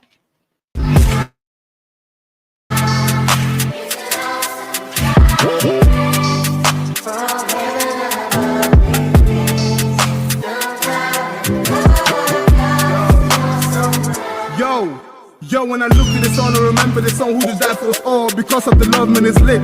I can't even tell you without this grace and without... well, good. We're not moving. Right. Now, we did encounter a few challenges in the election, on election day as well. I think that these are things that need to be spoken of a little bit more. Yeah, the voters. And also with the voters, because we did have calls of persons who were disenfranchised of their opportunity to vote, not because of their own mistake, but because of the mistakes in the electoral and boundaries. I think that that's something that we need to also look at another level. Because if you are going to rush the country into a by-election or a general election, you need to make sure that the back end of that election, in terms of your list, is correct. Yes. And Shouldn't you check with EBC first? Electoral and Boundaries Commission Yeah. before calling calling the election to election. make sure that they're correct. Because here are some of the things that came up yesterday. Now, when this government announced the new ID card, one of the things they said that ID card would be used to verify your address. Mhm. Remember that persons had issues with it because of the barcode scan and so forth.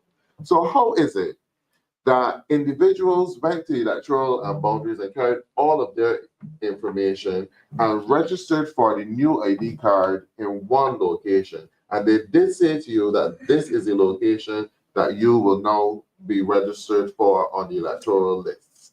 And they also mandated, because I think that, I don't know if they passed the legislation, that if you live in an area for 3 months or so, that you're supposed to update it with the electoral and boundaries. So they're supposed to have this perfect system working where you went in for your new ID card and you gave that address, that is where you should be on the list. But how is it that you had individuals going in to vote and registered in St. James North, but yet still on the voters list? They're not in St. James North, but in other constituencies. Central.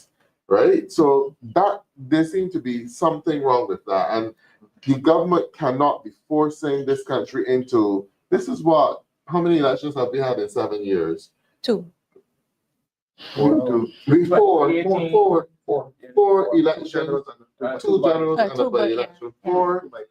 Two by-elections and 2 general elections in 7 years. So does the Electoral and Boundaries Commission actually have the time to get the information correct? And even though they also said that the list is published, when the election is announced, the list is published, and part of your responsibility is to check to make sure that your information is on that list. How many of you know that?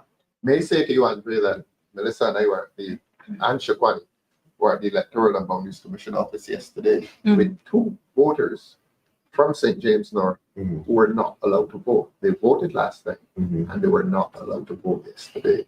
And it is not their fault. The ID card people put them in the wrong address, put them out of St. James North. Yeah. So it wasn't their fault. And we were there pleading. We spoke to the chairman of the EBC, Mr. Ramon Ali. We spoke to Miss Lisa, what's the name again? Miss Lisa Collins, yes, the deputy CEO. We spoke to the supervisor of elections. She was very nice, actually. Yeah. Don't remember do you remember the name? No. Sherlyn. Yeah. Something. And these people were disenfranchised. And we found that it was so casually dealt with. They were so casually dismissed. And then we were arguing, look, these people have a right to vote. And we were there with the same 2 ladies. We took them up there around 4:30. Yeah, around 4:30. Yeah, and it didn't matter who they vote for. It is if it's their right, it's their franchise to vote. We're allowed to exercise the right. And one of the ladies lives in the house with her mom. Her mother was allowed to vote. They live in the same house. And she Same was allowed address, to vote. yeah. Same address.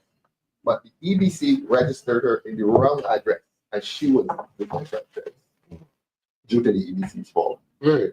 So therefore, do not call an election if you know that you do not have an up-to-date list. And also, you issued a national list first in January, right? And then I think her up-to-date list came in probably March or something like that, because the list that you issued in January, there were issues with it. So you had to go back in March and get a correction to that list. And now you're calling the election at the end of April, and you want to tell me that 1,000 persons Were added. To the list. They had the postman doing it. April. You know this. They had the postman doing your registrations, which is not within their job description. There was also one issue that I was really disappointed with, someone who was not allowed to vote. Now, this individual, and unless you're a politician, you don't know the difference between St. James North and St. James Central. Correct. This individual, because they wanted to vote in the 2022 election, remember that facility was made online for you to check to see where you're registered to vote. They used that facility to check to see where they were registered, and they were registered in St. James Central. Now, the Electoral and Boundaries have them listed in an area that they never lived. They lived on a particular street in St. James North, but they registered as living in a similar street in another constituency where they never lived. Yeah. They lived there for 16 years. So the fault is not theirs. But because they used the app to check where they were registered to vote for the 2022 election and voted, they were denied of an opportunity to vote in this election because it would be taken that they knew. But not everybody, unless you're a politician, knows the difference between St. James Central, the boundaries of St. James Central and St. James North. These are the things that the Electoral and Boundaries needs to get correct. And a government that is interested in free and fair election, because this affects the fairness of the election and also affects the right of every individual to vote, should make sure that the list is from the end of the electoral and boundaries is correct.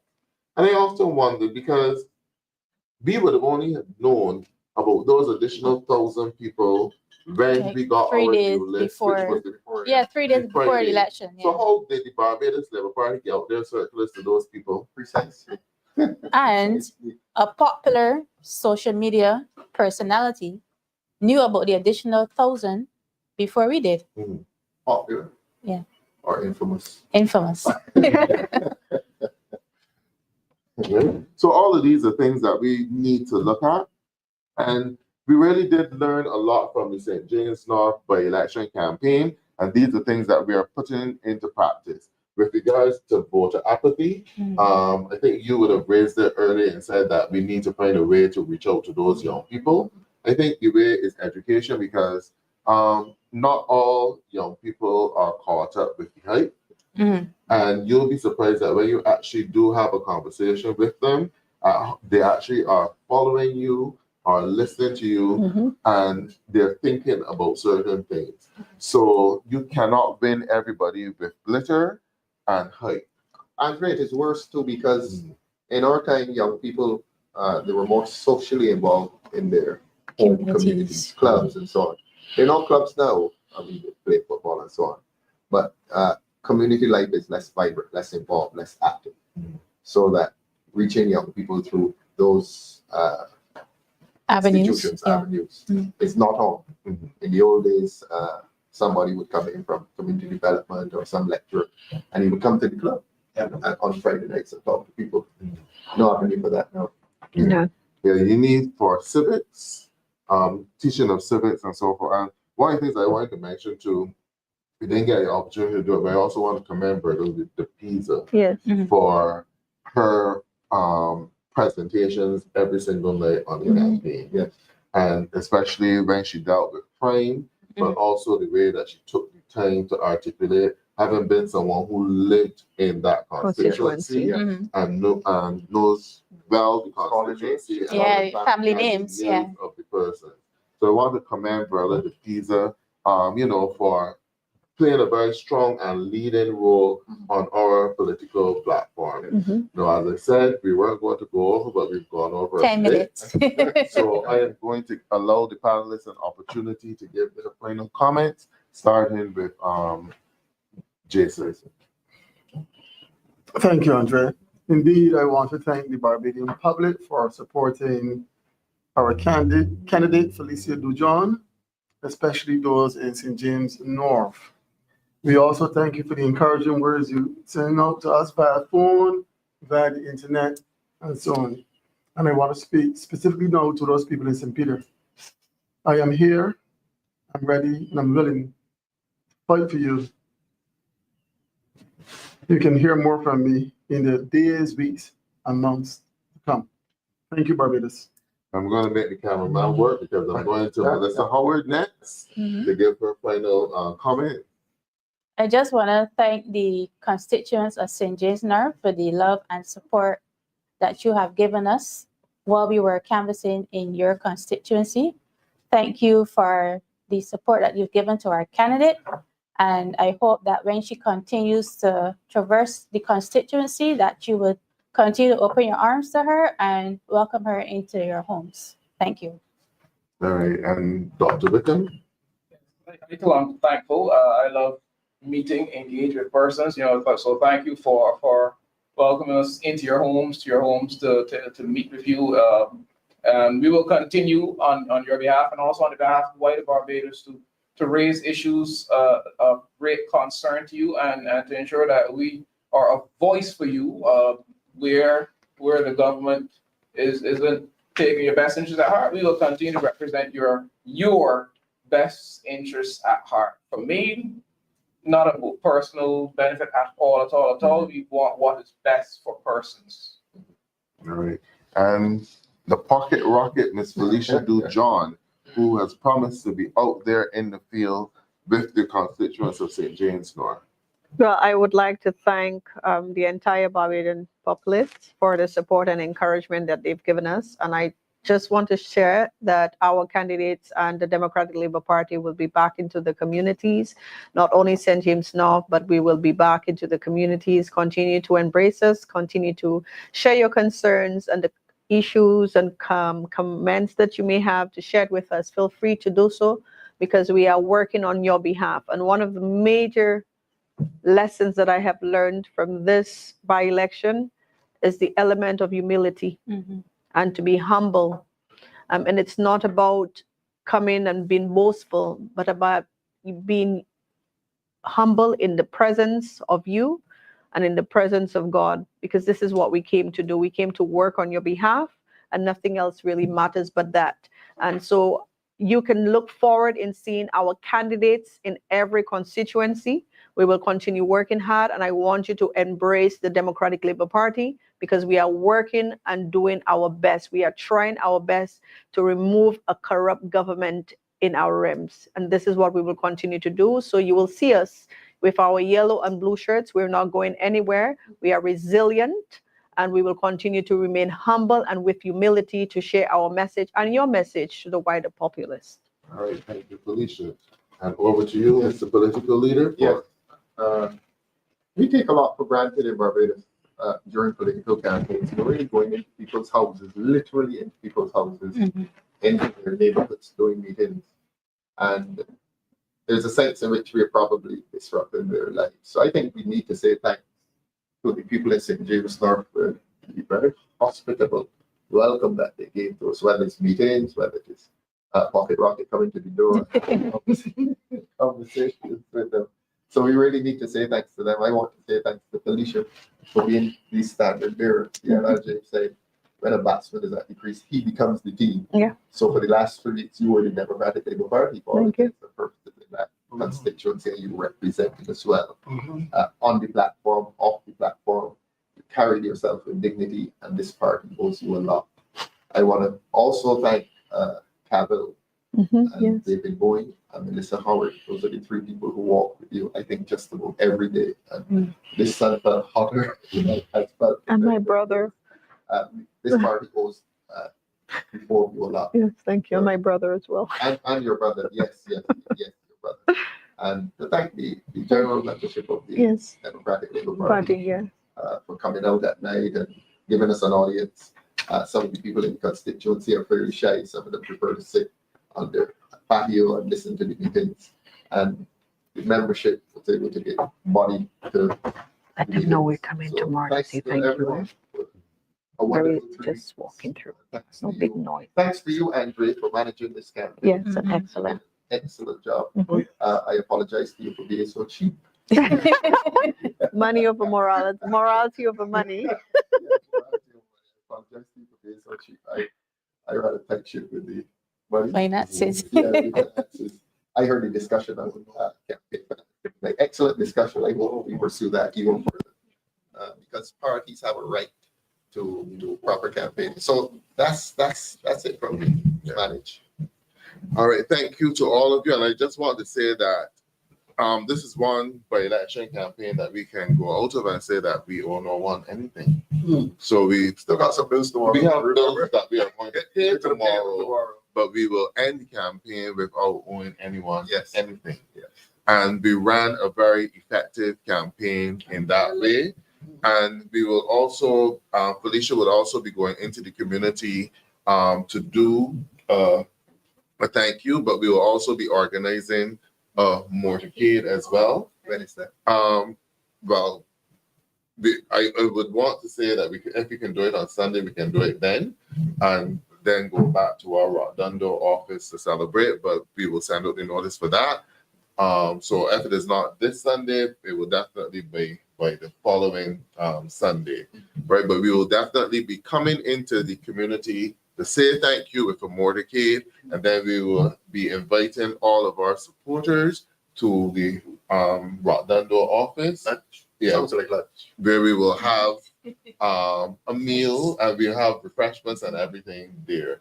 We are going to celebrate. We are staying in St. James North constituency. And I also want to say to the persons online that the Democratic Labour Party is open for business and for new members, and you can visit our page or website, dlpbds.org, and download our membership form if you're interested in joining the party. There, you can also go to our headquarters at George Street and get membership forms. Contact any of our candidates to get forms. Felicia said that there will be forms in St. James North. So this is a good opportunity to rebuild. So we're inviting you, if you're interested in becoming a member, you're a supporter, but you're not yet a member. Someone mentioned that we need to rebuild our branches. dlpbds.org, download the membership form, complete the form, and send it into the party. All of the information is there. Or go to DLP headquarters at George Street any day. And go to the DLP office at George Street, and you can get the forms there. So we are open for business. We are not dejected, and we really thank you for your support. And we will continue to put a message there for the people of Barbados. So thank you for joining us tonight on DLP TV Youth Vibes. We look forward to seeing you on Tuesday night, where we will have another DLP TV series. Do have a good night and have a good weekend.